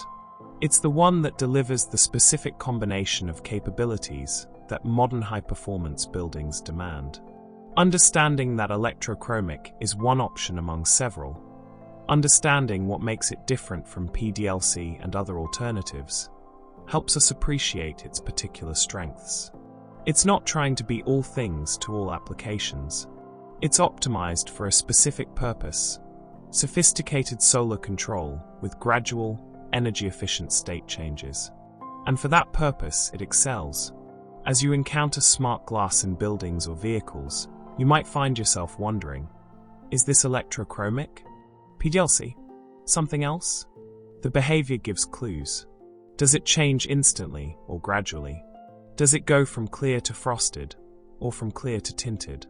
Does it seem to block heat, or just provide privacy? These observations can help you identify which technology you're looking at, and appreciate the different engineering approaches that make each one work. The world of smart glass is richer and more diverse than it might first appear. Multiple technologies, multiple mechanisms, multiple solutions to the challenge of making windows that can adapt and respond. And among them, electrochromic glass stands out for its elegant approach to the specific problem of solar energy management, using ion movement and oxidation state changes to create windows that truly optimize the balance between view, light, and heat. We've explored what electrochromic glass does, how it works, the layers that compose it. But we haven't yet addressed a crucial question. How do you actually make this technology? How do you take raw materials and transform them into functional smart windows? The answer reveals a manufacturing process of extraordinary complexity and precision, one that helps explain why electrochromic windows remain more expensive than conventional glass despite decades of development. Electrochromic glass manufacturing resembles semiconductor fabs more than traditional glassmaking. If you were to visit a factory that produces electrochromic windows, you might be surprised by what you see. It wouldn't look like a traditional glass manufacturing facility, with molten glass flowing and large panes being cut and shaped. Instead, it would look remarkably similar to a semiconductor fabrication plant, the kind of facility that produces computer chips and electronic components. This similarity isn't superficial. The processes, the equipment, the environmental controls, even the specialized clothing worn by workers, all of it echoes the semiconductor industry. And this makes sense when you consider what's being created. Those 5 layers we discussed, each 1 nanometers to micrometers thin, deposited with atomic-level precision across square meters of glass, that requires semiconductor-grade manufacturing capability. The core process is this. Thin films are deposited layer by layer onto glass substrates. You start with a piece of glass, high-quality architectural glass, carefully cleaned and prepared. Then you add the first layer, perhaps a transparent conductive coating. Then the next layer, perhaps the electrochromic tungsten oxide. Then the separator. Then the ion storage layer. Finally, the second transparent conductor.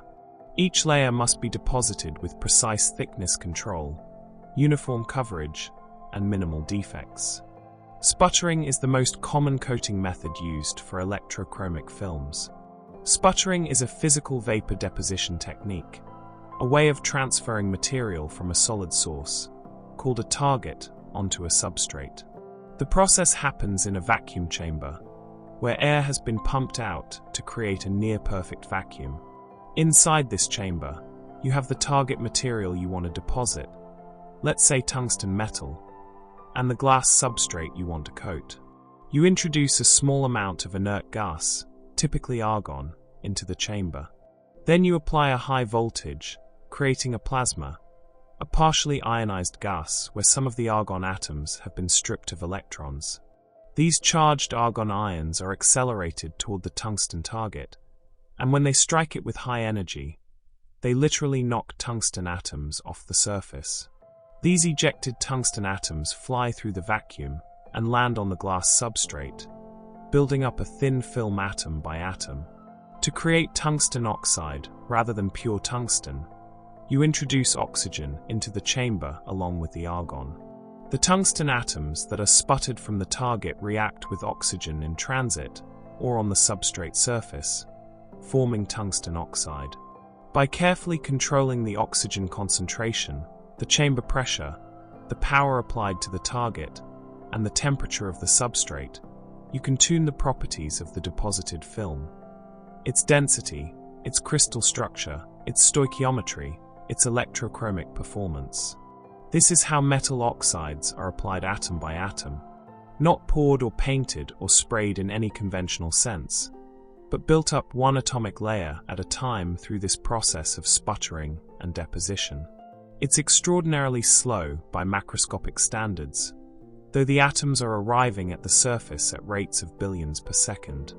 A layer that's 1 micrometer thick might take tens of minutes to deposit, depending on the deposition rate. And this has to be done for each layer, in sequence. Deposit the first transparent conductor. Remove the glass from the sputtering chamber. Move it to another chamber, or another target for the next material. Deposit the electrochromic layer. Move again. Deposit the separator, which might require completely different process conditions if it's a polymer or ceramic rather than a metal oxide. And so on, building up the complete 5-layer stack. The challenges don't end with the deposition process itself. Cleanroom conditions are required throughout manufacturing. A cleanroom is a controlled environment where airborne particles are filtered to extremely low levels. In semiconductor manufacturing, cleanrooms are classified by how many particles per cubic meter of air are present, with the strictest cleanrooms having vanishingly small particle counts. Electrochromic manufacturing requires similar cleanliness. Why? Because dust or fingerprints can ruin a panel. A single particle of dust, if it lands on the glass before or during coating, creates a defect. The coating can't deposit uniformly over the particle. It creates a bump, a discontinuity, a spot where the layers aren't properly formed. These defects can cause electrical shorts, non-uniform tinting, accelerated degradation, or complete failure of the device. A fingerprint is even worse. The oils from human skin contain organic compounds that can contaminate the surface. They prevent proper adhesion of the coatings. They create regions where the electrochromic stack doesn't function correctly. In a product where optical uniformity across large areas is essential, even tiny defects become visible and unacceptable. So workers wear full cleanroom garments, specialized suits, gloves, masks, hair covers, shoe covers. Air is continuously filtered and circulated. Surfaces are regularly cleaned with precision. Anything that enters the cleanroom is carefully cleaned or specially manufactured to minimize particle generation. It's a controlled environment as strict as you'd find in pharmaceutical manufacturing or aerospace assembly. Even with these precautions, handling large sheets of glass without contaminating them is enormously challenging. Glass is heavy, awkward, fragile. But human hands cannot touch it directly. So robotic handling ensures cleanliness and safety. Automated systems lift the glass, move it between processing stations, load it into deposition chambers, and remove it afterward. Vacuum grippers that create suction without contacting the critical surfaces. Precision robotics that position the glass with millimeter accuracy. Sensors that verify position and detect any irregularities. This automation serves multiple purposes. It maintains cleanliness by minimizing human contact. It improves consistency by performing every operation identically. It enhances safety by removing workers from the vicinity of heavy glass panels and vacuum equipment. And it enables the production rates necessary for commercial viability. Machines can work continuously, faster, and more reliably than manual processes. But even with all these controls, all this precision equipment and careful process management, yield rates are lower than normal glass. Yield rate refers to the percentage of panels that make it through production without defects, meeting all quality specifications. In conventional glass manufacturing, yields are extremely high. Well over 95% of panels are acceptable. Material waste and rejected product are minimal. Electrochromic manufacturing yields are lower. Some panels fail during production. Coating defects, contamination, processing errors. Some fail quality testing afterward. Non-uniform tinting, electrical shorts, performance outside specifications. The exact yield rates are proprietary information closely guarded by manufacturers, but it's understood that some percentage of panels must be scrapped. This waste is built into production costs. Why are yields lower? Because complexity creates opportunities for failure. Each layer that's deposited is a chance for something to go wrong. Each interface between layers is a potential location for defects. Each process step, and there are many, must be executed correctly. Quality control is rigorous, with testing at multiple stages, but inevitably some defective panels make it through initial screening, only to fail more comprehensive testing later.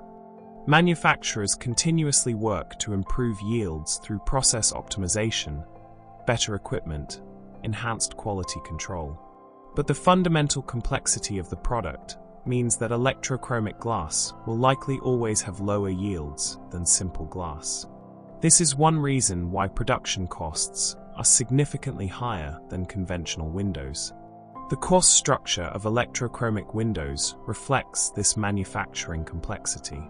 Raw materials are more expensive: metal oxides, transparent conductors, specialized separator materials cost more than the basic constituents of ordinary glass.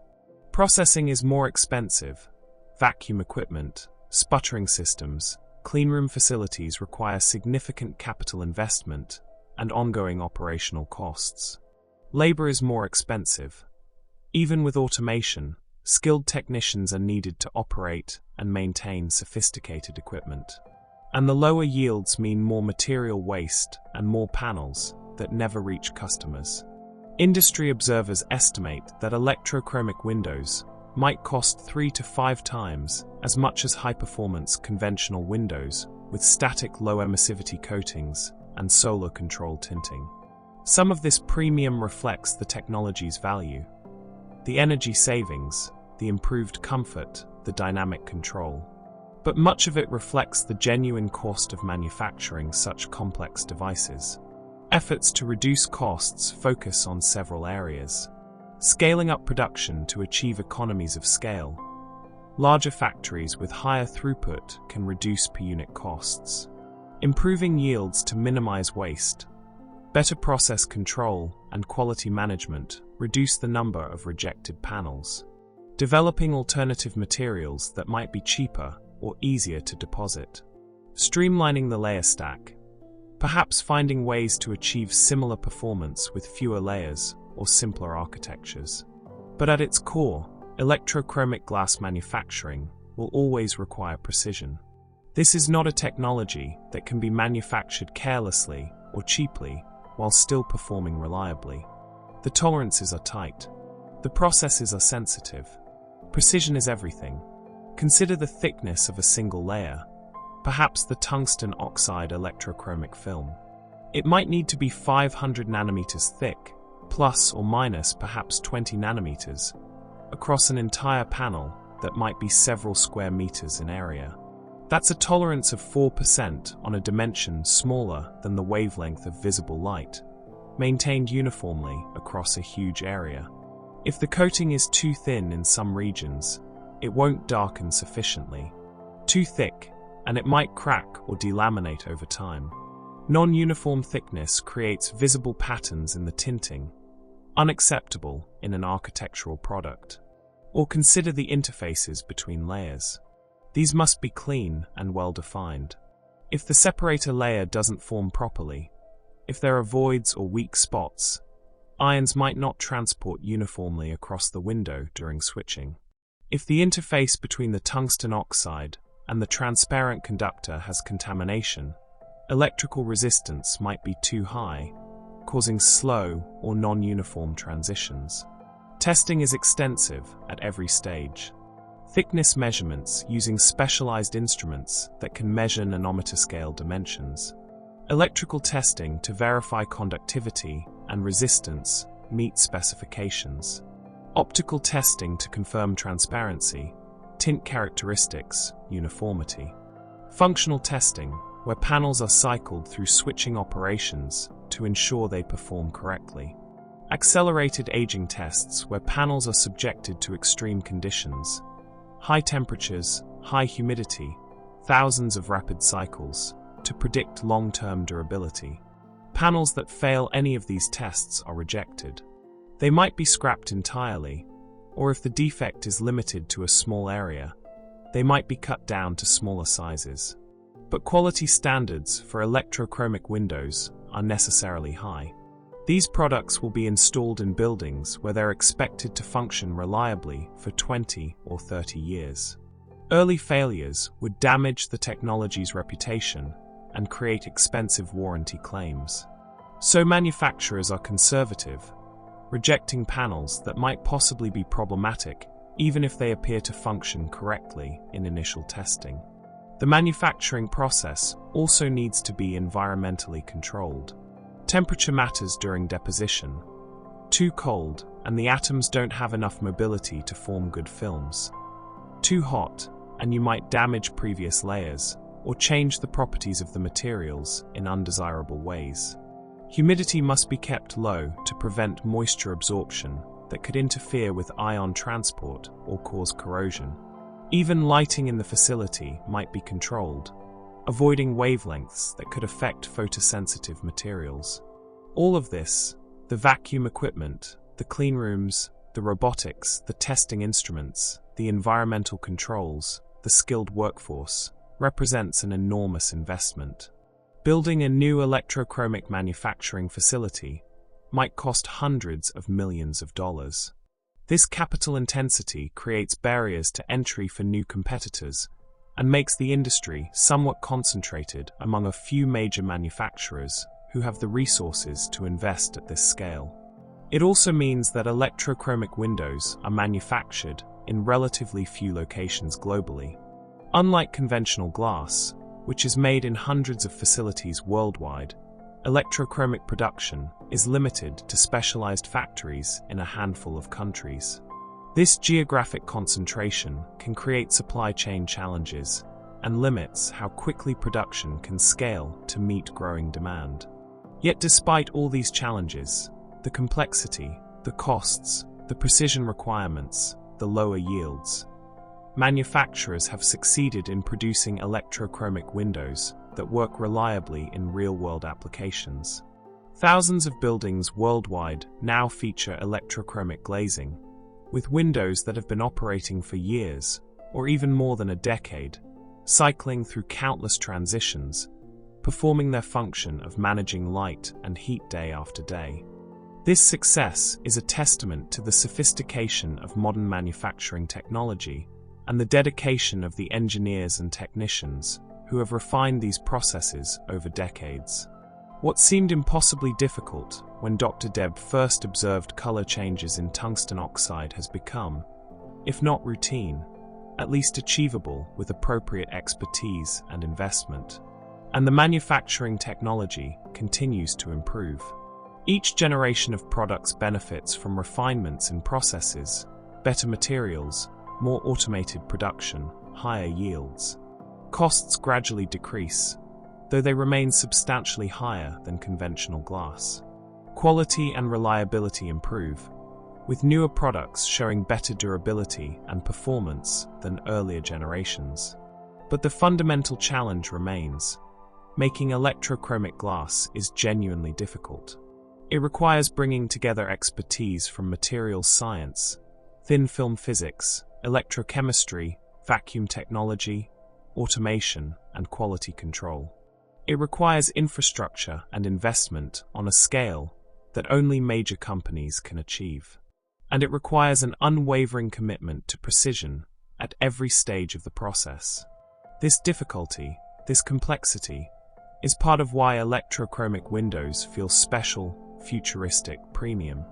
They are the product of advanced technology and sophisticated manufacturing.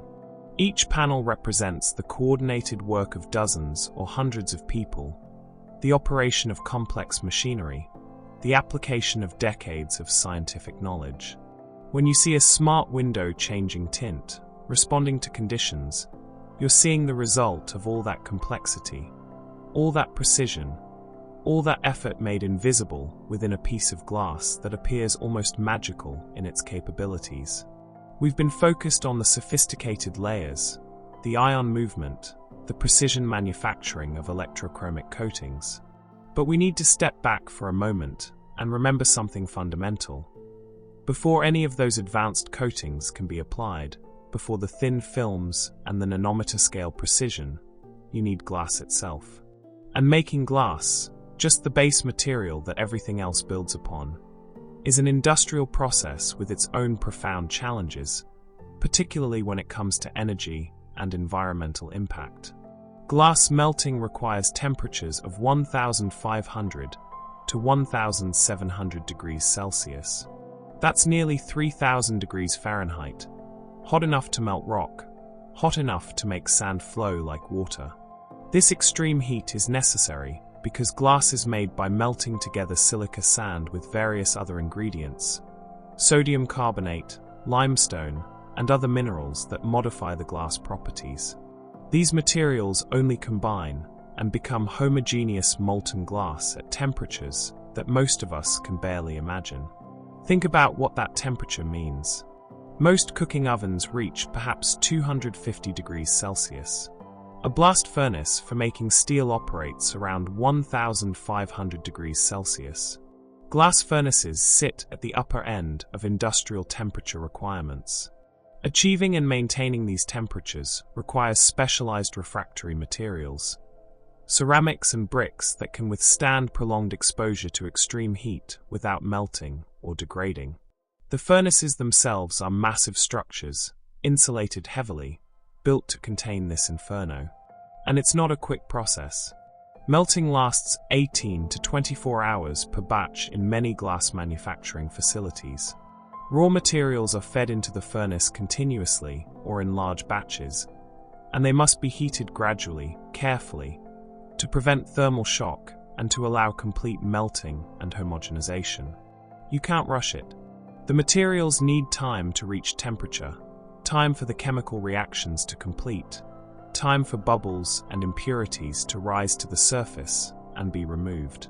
During these long hours, the furnace burns fuel continuously, typically natural gas, sometimes fuel oil. Burners roar, flames fill the combustion space, heat radiates into the molten glass bath.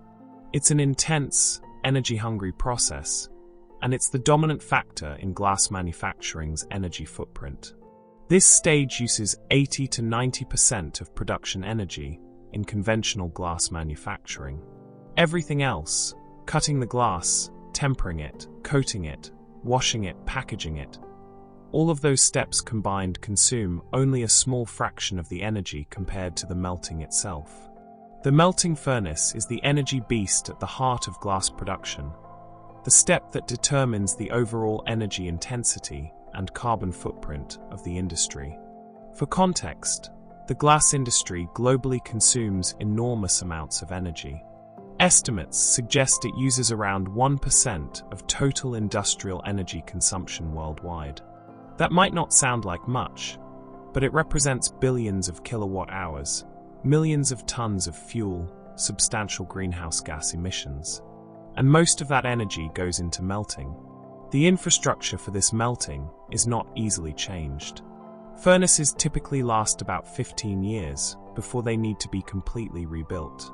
A glass furnace operates continuously, 24 hours a day, 7 days a week, year after year. You can't turn it off and on casually. The thermal cycling would damage the refractory materials.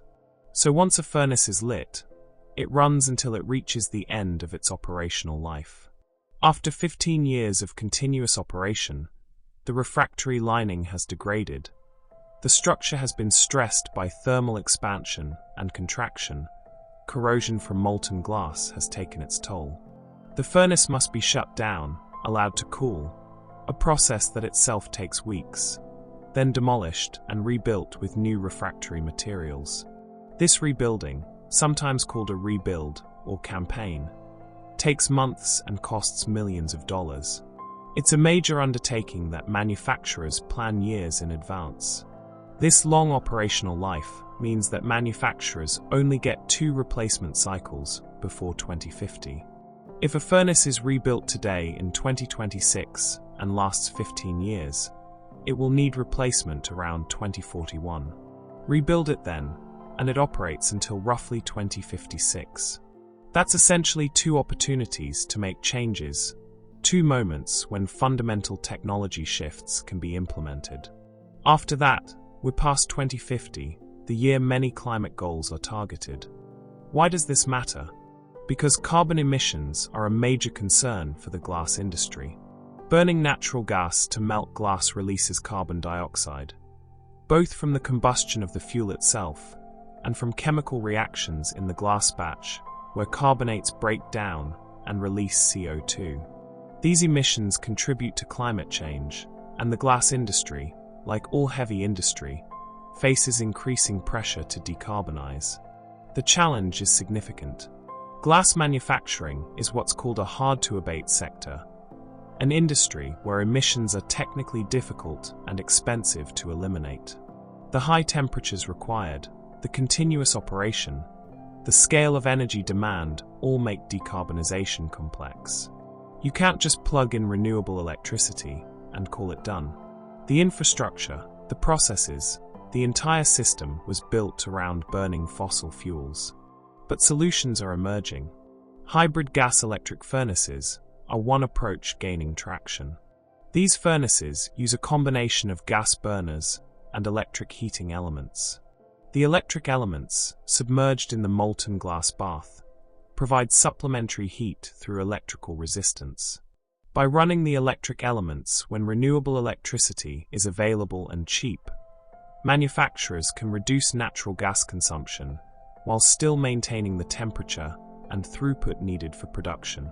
Hybrid furnaces offer a transitional technology, not zero carbon, but lower carbon than traditional gas furnaces. They provide operational flexibility, allowing manufacturers to shift between fuel sources based on availability and cost. And importantly, they can be implemented in existing facilities without complete reconstruction, making them an accessible option for manufacturers looking to reduce emissions incrementally. But the more transformative option is this. Fully electric melting can cut emissions by 85% when powered by renewable electricity.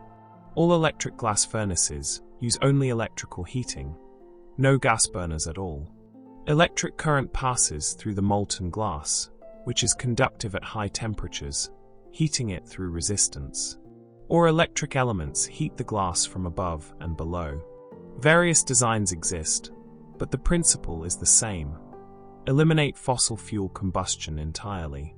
When the electricity comes from renewable sources, solar, wind, hydroelectric, the emissions drop dramatically. You're no longer burning anything at the furnace. The only remaining emissions come from the chemical reactions in the glass batch itself, where carbonates decompose. These process emissions can potentially be captured or minimized through alternative raw materials, but the combustion emissions, which are the majority, disappear completely with electric melting. The technology isn't entirely new. Electric melting has been used for specialty glasses and smaller operations for decades. But scaling it to the large furnaces needed for architectural glass, for the volumes required to supply building construction worldwide, is more challenging. Electric furnaces need enormous amounts of electrical power, megawatts of continuous demand. The electrical infrastructure to supply that power must be in place, and the electricity must be affordable, or production costs become prohibitive. Some manufacturers are making the leap. New electric furnaces are being built or planned. Pilot projects are testing scaled-up designs. The technology is maturing, moving from niche to mainstream. But the transition will take time, limited by those furnace replacement cycles, by the need for new electrical infrastructure, by the economics of electricity versus natural gas in different regions. Another strategy for reducing energy and emissions is using recycled glass. Recycled glass reduces energy use because cullet, crushed recycled glass, melts at lower temperatures than raw materials. It doesn't require the same chemical transformations.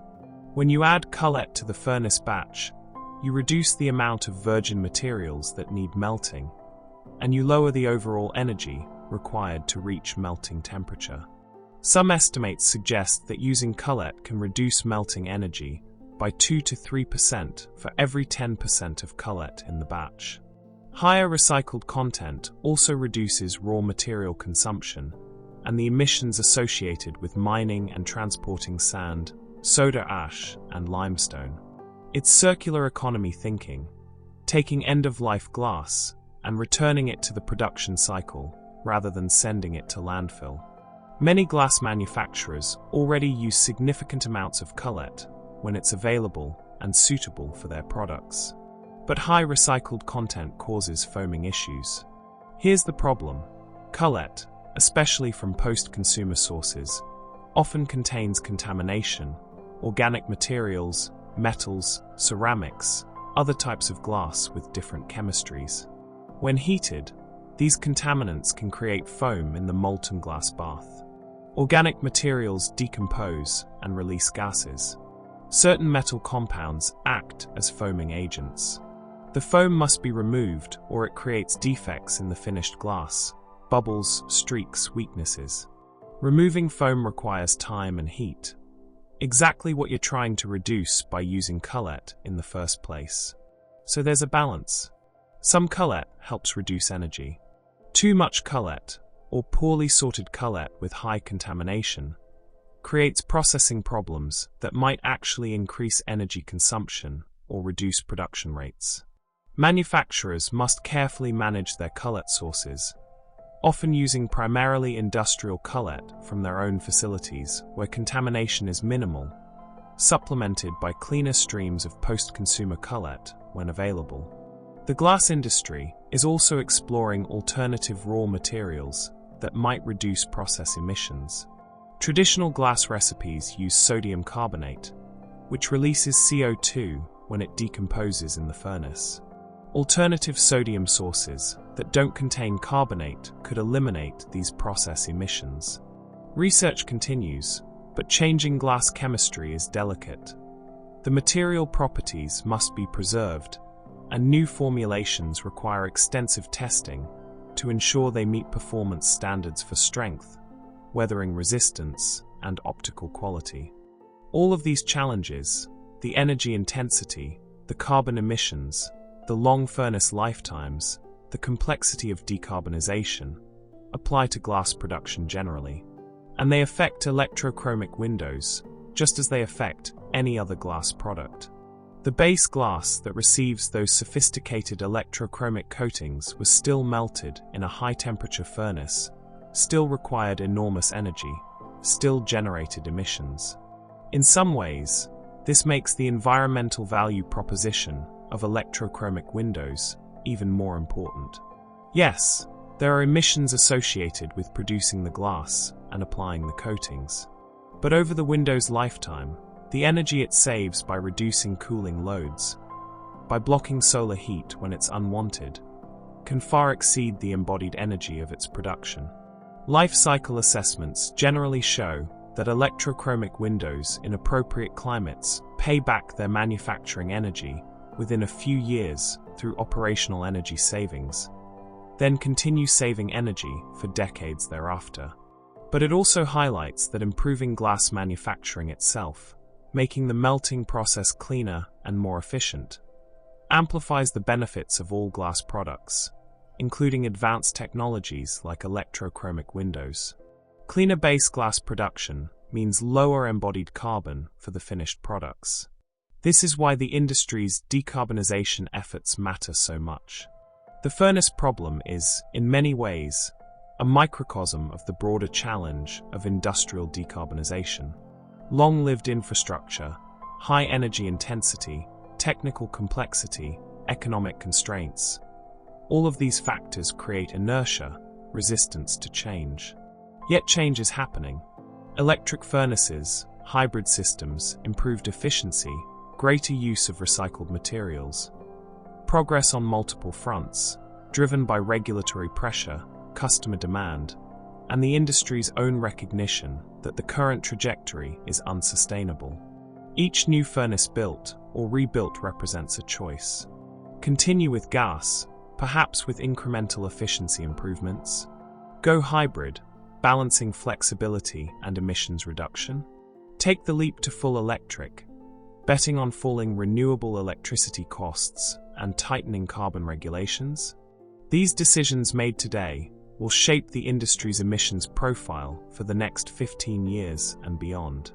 And with only 2 replacement cycles before 2050, there's limited time to make the transition if the industry is to meet ambitious climate targets.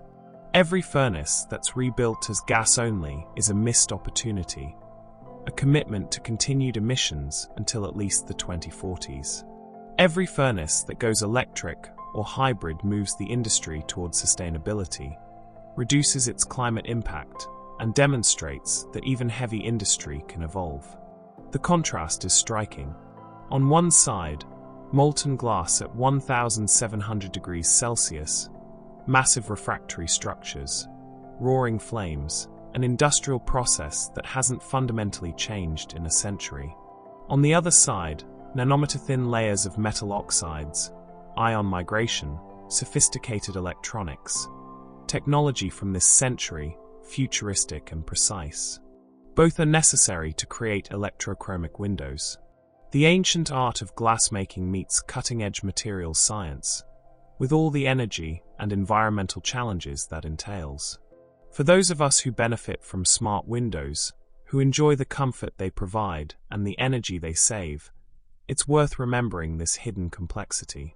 The journey from sand to sophisticated electrochromic glass passes through a furnace operating at temperatures that could melt stone, consuming energy at scales difficult to comprehend, shaped by industrial infrastructure that changes slowly but significantly. The furnace problem is real, substantial, and central to the future of glass manufacturing. But it's being addressed step by step, furnace by furnace, as the industry works toward a lower carbon future. We've spent considerable time understanding how electrochromic glass works, the science, the layers, the manufacturing complexity. But there's a more fundamental question we should address. Why does any of this matter? Why invest in such sophisticated technology? What problems does it actually solve? The answers reveal why electrochromic windows have moved from laboratory curiosity to commercial reality, and why their adoption continues to accelerate. Smart windows reduce cooling needs in summer. This is perhaps the most immediate and obvious benefit. During hot months, buildings with large windows can become uncomfortably warm. Sunlight streaming through glass carries not just visible light, but also infrared radiation, heat energy that warms interior surfaces and air. Traditional windows, even with low emissivity coatings, still allow substantial solar heat gain. The result? Air conditioning systems must work harder, consuming more electricity, struggling to maintain comfortable temperatures. Electrochromic windows change this dynamic fundamentally. When summer sun is intense, the windows darken, blocking a large percentage of solar heat before it enters the building. The solar heat gain coefficient, a measure of how much solar energy passes through, drops dramatically in the darkened state. Heat that would have entered the building simply doesn't. The air conditioning system has less work to do. Cooling energy consumption decreases. Interior spaces remain more comfortable even during peak heat hours. This isn't a small effect. In buildings with significant glass area, especially those with large south-facing or west-facing windows in hot climates, solar heat gain is often the dominant cooling load. Blocking that heat at the window before it enters the conditioned space is far more efficient than allowing it in and then trying to remove it with air conditioning. It's the difference between prevention and treatment, and prevention is almost always more energy efficient. But the benefits aren't limited to summer. They maximize solar heat gain in winter. During cold months, the dynamic reverses. Now you want sunlight entering the building. That solar heat is welcome. It warms the space naturally, reducing heating energy requirements. Traditional fixed-tint windows that block summer sun also block winter sun, which is counterproductive. Static solutions force a compromise. You optimize for summer at winter's expense, or vice versa, or you settle for something mediocre in both seasons. Electrochromic windows eliminate this compromise. In winter, they remain clear, allowing maximum sunlight penetration. Solar heat that would be blocked by fixed tinting instead enters the space, warming it passively. Heating systems run less frequently. Energy consumption decreases. The window adapts to seasonal needs, optimizing performance year-round rather than compromising in a static configuration. This seasonal flexibility, this ability to be solar ejecting in summer and solar collecting in winter, is what makes electrochromic windows so valuable for energy management. They're not just reducing cooling loads, they're also reducing heating loads. The energy benefits compound across the entire year in both directions. The aggregate impact can be substantial. Buildings can save up to 20% energy compared to buildings with high-performance static windows. This figure varies by climate, building design, glass area, and how the electrochromic windows are controlled. But studies and real-world installations have documented energy savings in this range. Some buildings report even higher savings, particularly those with extensive glazing in climates with significant cooling demands. 20% energy reduction is meaningful at any scale, but consider it in the context of commercial buildings. A large office tower might consume millions of kilowatt-hours annually. A 20% reduction represents hundreds of thousands of kilowatt-hours saved, which translates to tens of thousands of dollars in utility costs, thousands of tons of carbon emissions avoided, and substantial reductions in peak electrical demand that can further reduce utility charges and grid strain. Over the building's lifetime, potentially 30 years or more, these annual savings accumulate. The energy saved exceeds the embodied energy of manufacturing the windows within just a few years. The cost savings help offset the higher initial price of electrochromic windows compared to conventional glazing, and the carbon emissions avoided contribute meaningfully to the building's overall environmental footprint reduction. But energy isn't the only benefit. Electrochromic windows reduce glare and eye strain, improving occupant comfort and potentially productivity. Glare from bright windows makes computer screens hard to read, causes discomfort, forces people to close blinds or reposition their workstations. Excessive brightness creates visual adaptation challenges. Your eyes are constantly adjusting between the bright window and the dimmer interior, causing fatigue. Electrochromic windows can be tuned to reduce brightness to comfortable levels while still maintaining views and some natural light. You get the psychological benefits of connection to the outdoors, awareness of time of day and weather conditions, access to natural illumination, but without the discomfort of excessive brightness or the harsh contrast between window and interior. Studies suggest this improves occupant satisfaction, reduces complaints about thermal and visual comfort, and may even improve productivity and well-being, though quantifying these softer benefits is more difficult than measuring energy consumption. The technology isn't limited to buildings. EVs can extend range using SmartGlass roofs. Electric vehicles face a fundamental challenge. Battery capacity is limited, and anything that consumes energy reduces driving range. Air conditioning is a significant energy drain, especially in hot weather. A vehicle sitting in the sun with a glass roof becomes extremely hot inside, the greenhouse effect in miniature. When you start driving, the air conditioning must work hard to cool the interior, drawing power from the battery and reducing the distance you can travel. Electrochromic glass roofs help solve this problem. When parked in the sun, the roof darkens automatically, blocking solar heat and reducing interior temperature rise. When you return to the vehicle, it's cooler, less work for the air conditioning. While driving, the roof adjusts to balance natural light for the cabin with heat rejection, optimizing passenger comfort while minimizing energy draw. The energy saved extends the vehicle's range, even if only modestly. Every kilowatt-hour not spent on cooling is a kilowatt-hour available for driving.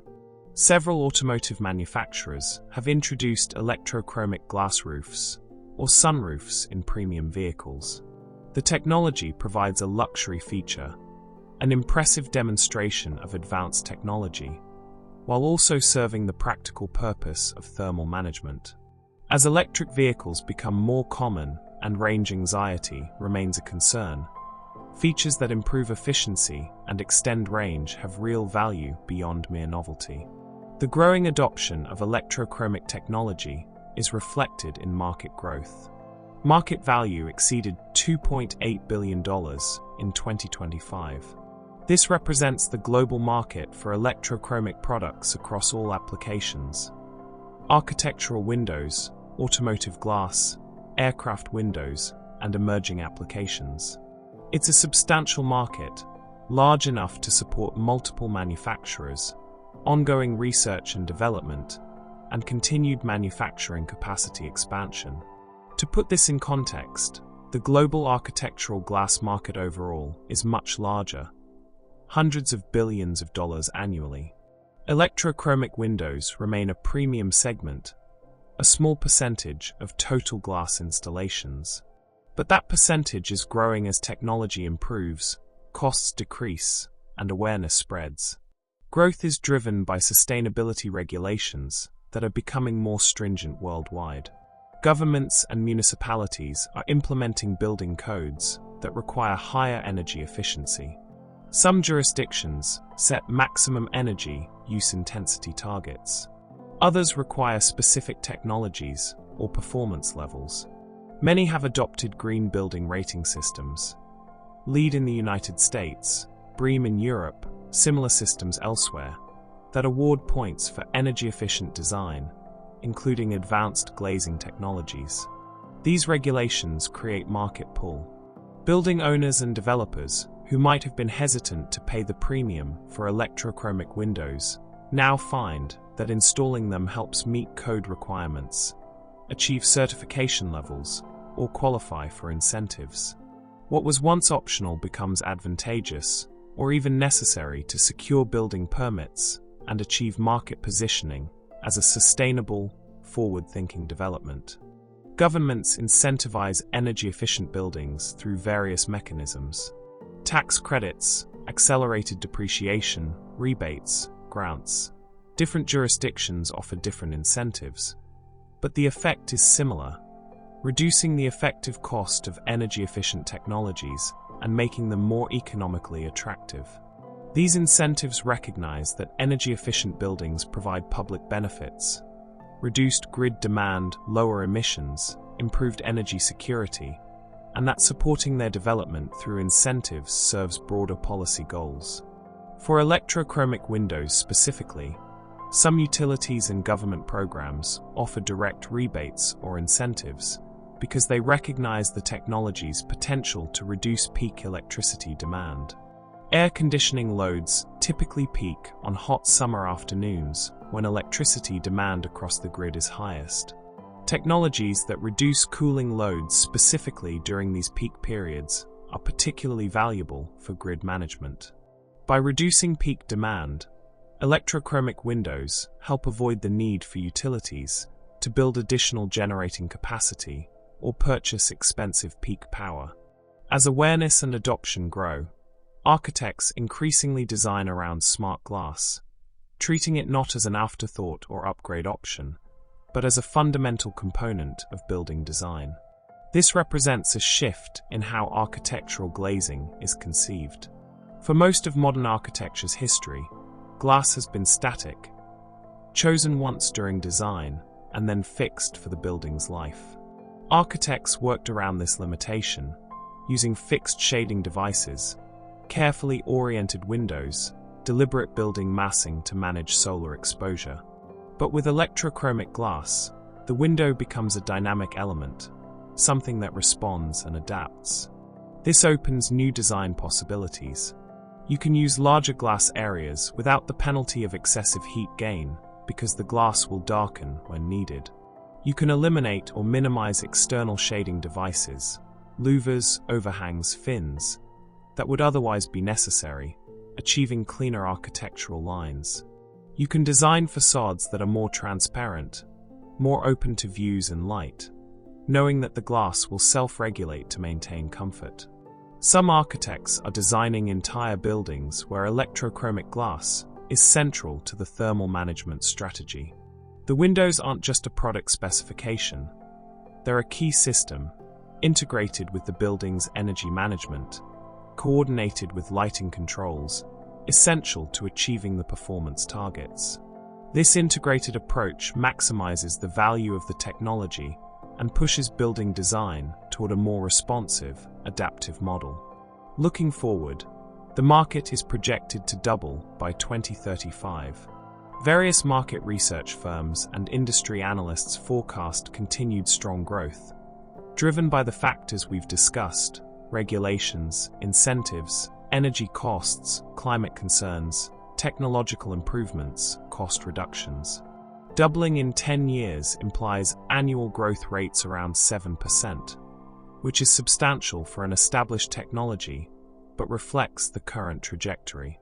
If these projections hold, Electrochromic windows will transition from premium specialty product to mainstream option over the coming decade.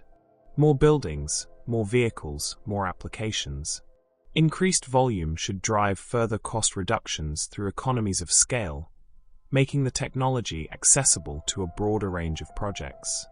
And as more people experience electrochromic glass, in the buildings where they work, the vehicles they drive, the spaces they inhabit, awareness and acceptance will grow, further accelerating adoption. But projections are not guarantees. Market growth depends on continued technology development, successful cost reduction, effective manufacturing scale-up, stable policy support, and general economic conditions. Disruptions, new competing technologies, economic downturns, policy changes could slow growth. Breakthroughs, dramatic cost reductions, performance improvements, new applications could accelerate it. What seems clear is that the fundamental value proposition is sound. Electrochromic windows address real problems: energy consumption, carbon emissions, occupant comfort, building performance. They do so in ways that static technologies cannot match. And they align with broader trends towards smart buildings, energy efficiency, sustainability, and climate action. The question isn't really whether electrochromic windows will become more common. They almost certainly will. The question is how quickly adoption will scale, and how widely the technology will penetrate different market segments. Premium commercial buildings in major cities?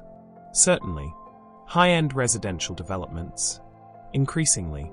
Standard commercial construction? Eventually, as costs come down. Affordable housing and mainstream markets? Perhaps, but likely requiring further cost reduction and stronger policy support. Every electrochromic window installed is a small victory for energy efficiency and climate action. Each one represents energy saved, emissions avoided, comfort improved. Multiply these individual installations across thousands of buildings, and the aggregate impact becomes significant. Measurable at city scales, potentially at regional or national scales as penetration increases. This is why it matters. This is why researchers spent decades developing the technology, why manufacturers invested heavily in production facilities, why architects specify it despite higher costs, why building owners pay premiums for it. Not just because it's interesting science, though it is, but because it solves problems that matter. It helps buildings perform better, consume less energy, emit less carbon, provide better environments for the people inside. It's technology with purpose, advancing toward a future where buildings are more intelligent, more efficient, more sustainable. And that future, where windows think and respond, where glass adapts to conditions rather than passively accepting whatever comes through it, is increasingly the present. The market is growing, the technology is improving, the installations are multiplying. Smart glass is becoming simply glass, the expected standard rather than the remarkable exception. And when that transition is complete, when electrochromic windows are routine rather than special, their true success will be measured not in how impressive the technology seems, but in how much energy they've saved, how many tons of carbon they've kept from the atmosphere, how many buildings they've made better. We've traveled a long journey together through the world of electrochromic glass. From Dr. Deb's laboratory observations in 1969 to the sophisticated commercial products installed in buildings today, from understanding the microscopic movement of lithium ions to appreciating the massive furnaces that create the base glass itself. But our journey doesn't end with today's technology. The most exciting part of the story may be what comes next. The future that researchers and engineers are working toward right now, in laboratories and development facilities around the world. Future smart windows will integrate photovoltaics, merging two technologies that both interact with sunlight, but in fundamentally different ways. Photovoltaics convert light into electricity. Electrochromics control how much light passes through. Imagine combining them. a window that not only manages its own tint, but also generates electrical power from the sunlight it's controlling. The concept is elegant. Sunlight strikes the window. Some wavelengths are used to generate electricity through photovoltaic action.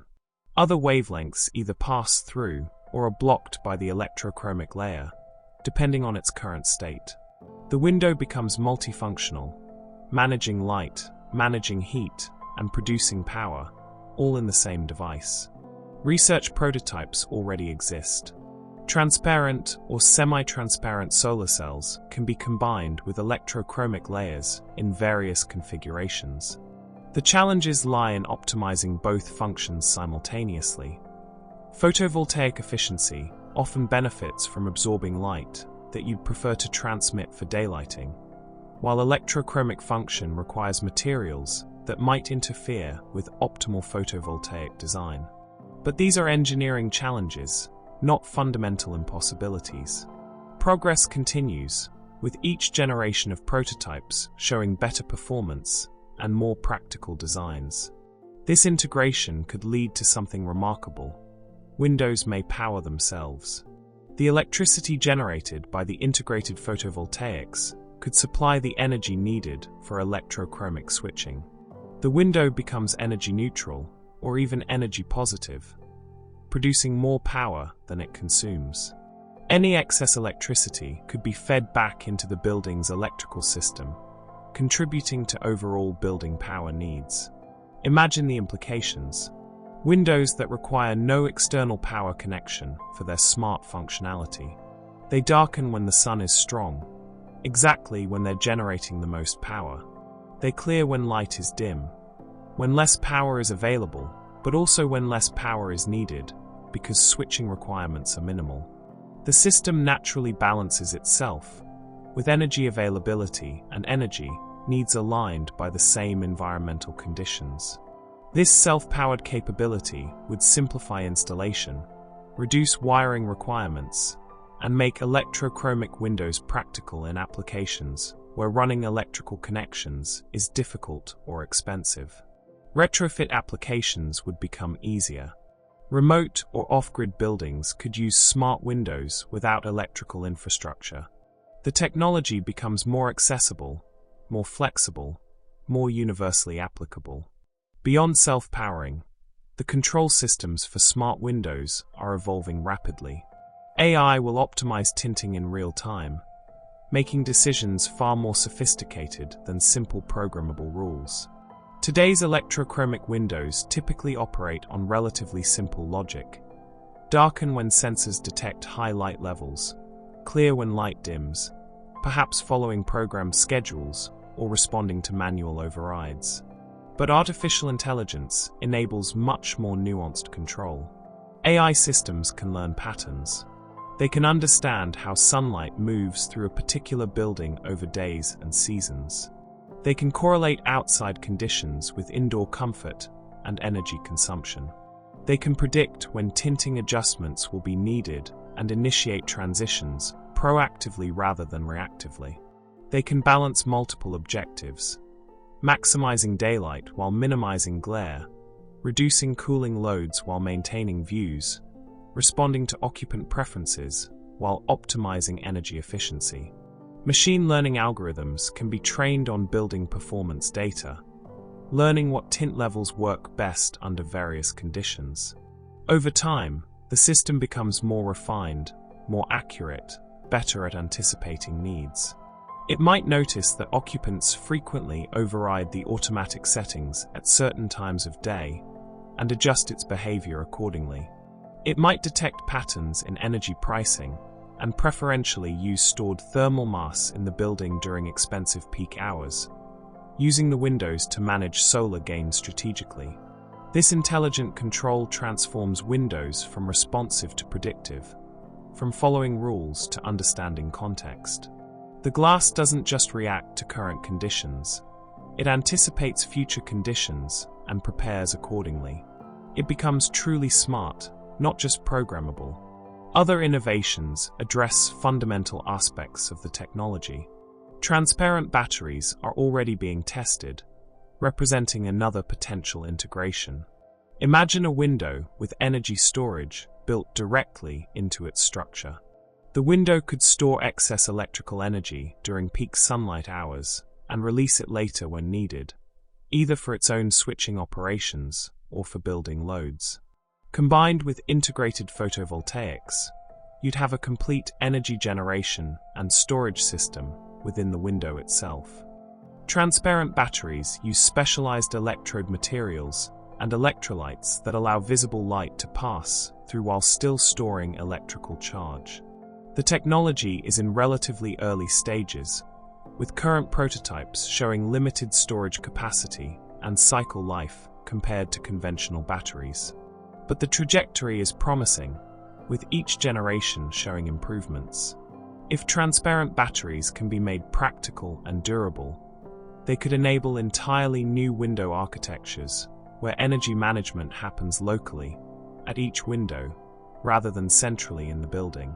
MaterialScience continues to advance the core electrochromic technology as well. Polymer electrochromics enable flexible glass, or more precisely, enable electrochromic functionality in flexible substrates. Traditional electrochromic devices on rigid glass are limited to flat or simply curved forms. But polymer-based electrochromic materials can be deposited on flexible plastic substrates, creating devices that can bend, flex, even roll up. This flexibility opens new applications. Curved architectural elements, shaped vehicle windows, wearable devices with electrochromic displays, rollable smart screens, all become possible. The material challenges are significant.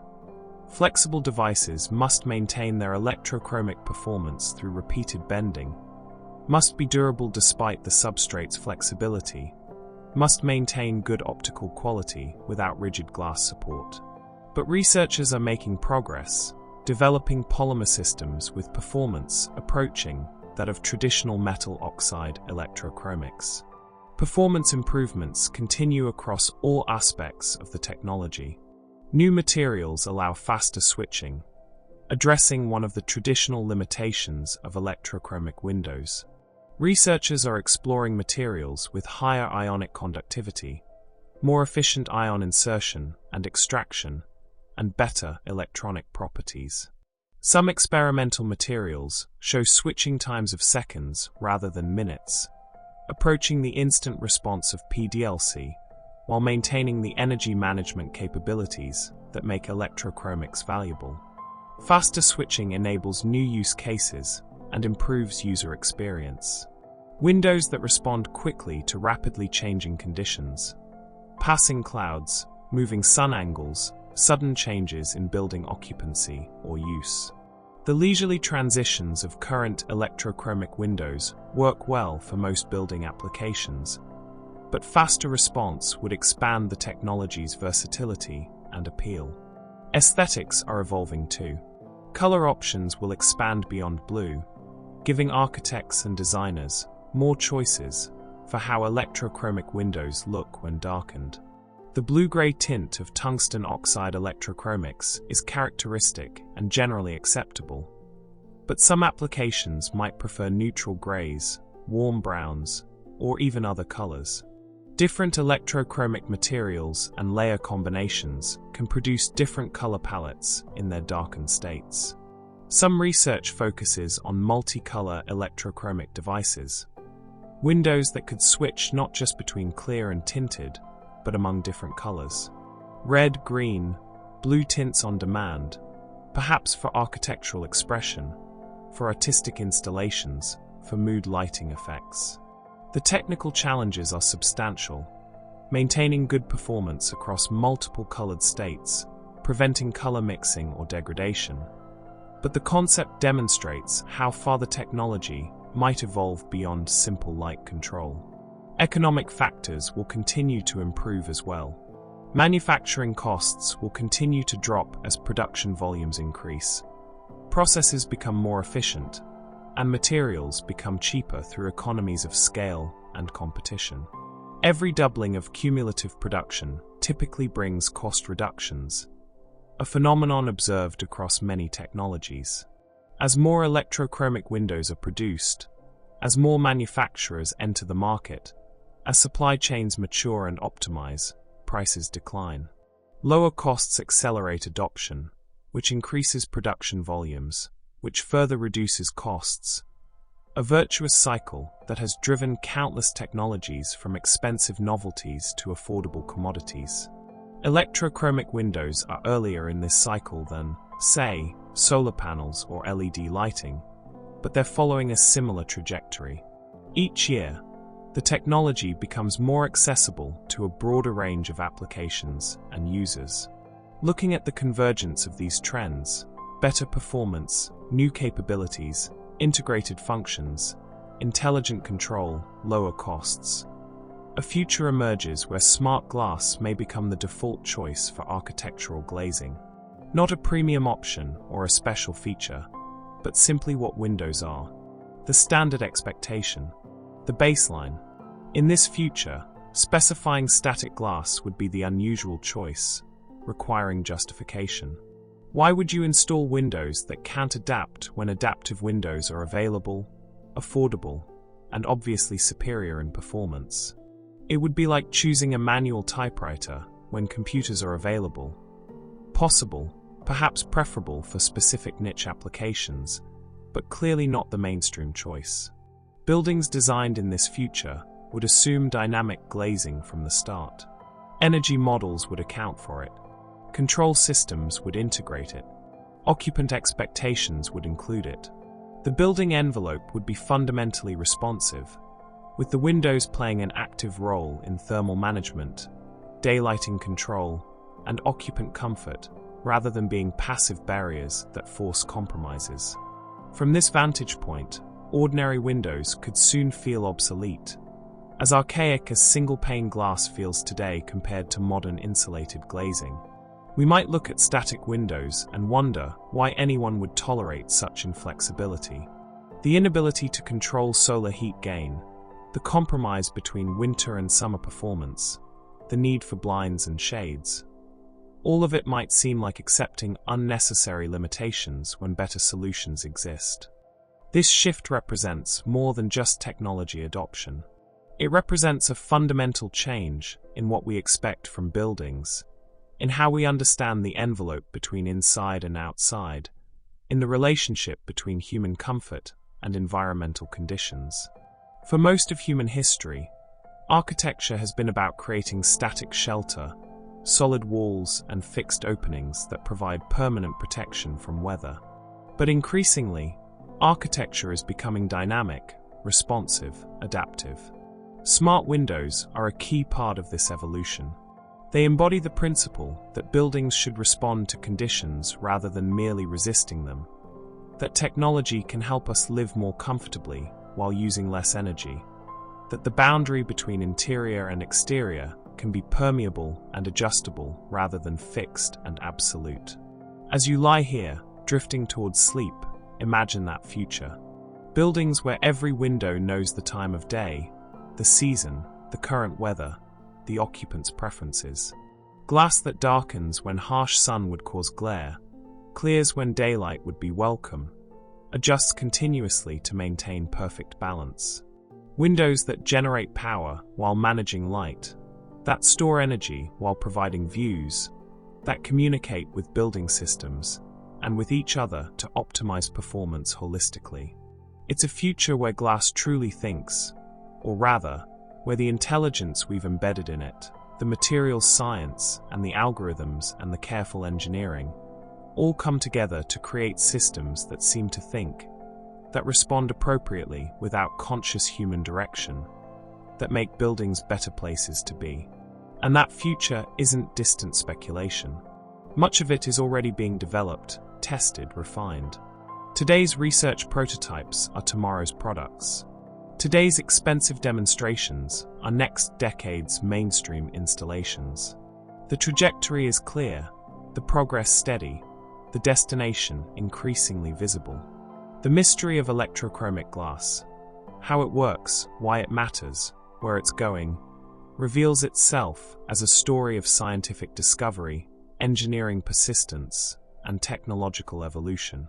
From Dr. Deb noticing strange color changes in tungsten oxide to buildings full of windows that manage their own tint, from understanding ion migration to implementing artificial intelligence control, from simple light blocking to sophisticated solar energy management.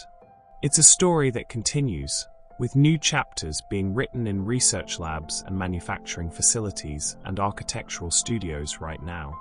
The windows of the future are being invented today. The glass that will define tomorrow's buildings is being developed this year. And when those windows are installed, when they're commonplace rather than remarkable, they'll carry forward the insights and innovations of everyone who contributed to making SmartGlass real. The journey from sand to sophisticated electrochromic window, through furnaces and clean rooms, through ion movement and electrical signals, through scientific understanding and engineering implementation, represents human ingenuity at its best, taking the materials of the earth and transforming them, through knowledge and effort, into something that serves our needs, reduces our environmental impact, and improves our daily lives. As this long video draws toward its close, as these hours of information about smart windows come to an end, perhaps you've gained an appreciation not just for the technology itself, but for the remarkable story behind it. The decades of development, the layers of complexity, the careful balance of physics and chemistry, the manufacturing precision, the energy considerations, the future possibilities. Electrochromic glass is more than just windows that darken and clear. It's a window into how science becomes technology, how understanding becomes application, how today's discoveries become tomorrow's everyday reality. It's glass that thinks, in its way, and it represents our ability to make the world around us more responsive, more efficient, more aligned with both our needs and our environmental responsibilities. So the next time you see a window darkening gradually, responding to the sun, know that you're witnessing billions of lithium ions migrating through tungsten oxide, changing oxidation states, altering electronic structures, modifying how light interacts with matter. Know that you're seeing decades of scientific work made visible. Know that you're experiencing a glimpse of buildings' future, where walls and windows work together with their environment, rather than merely separating us from it. The mystery of electrochromic glass, once revealed, becomes even more remarkable, not less. Understanding doesn't diminish the wonder. It amplifies it. And as you rest here, perhaps drifting off to sleep, you can carry with you the knowledge of how glass learned to think, and the vision of a future where such thinking glass helps us build a more sustainable, comfortable, intelligent world. Sweet dreams, and may your windows always be perfectly tinted for whatever light the day brings.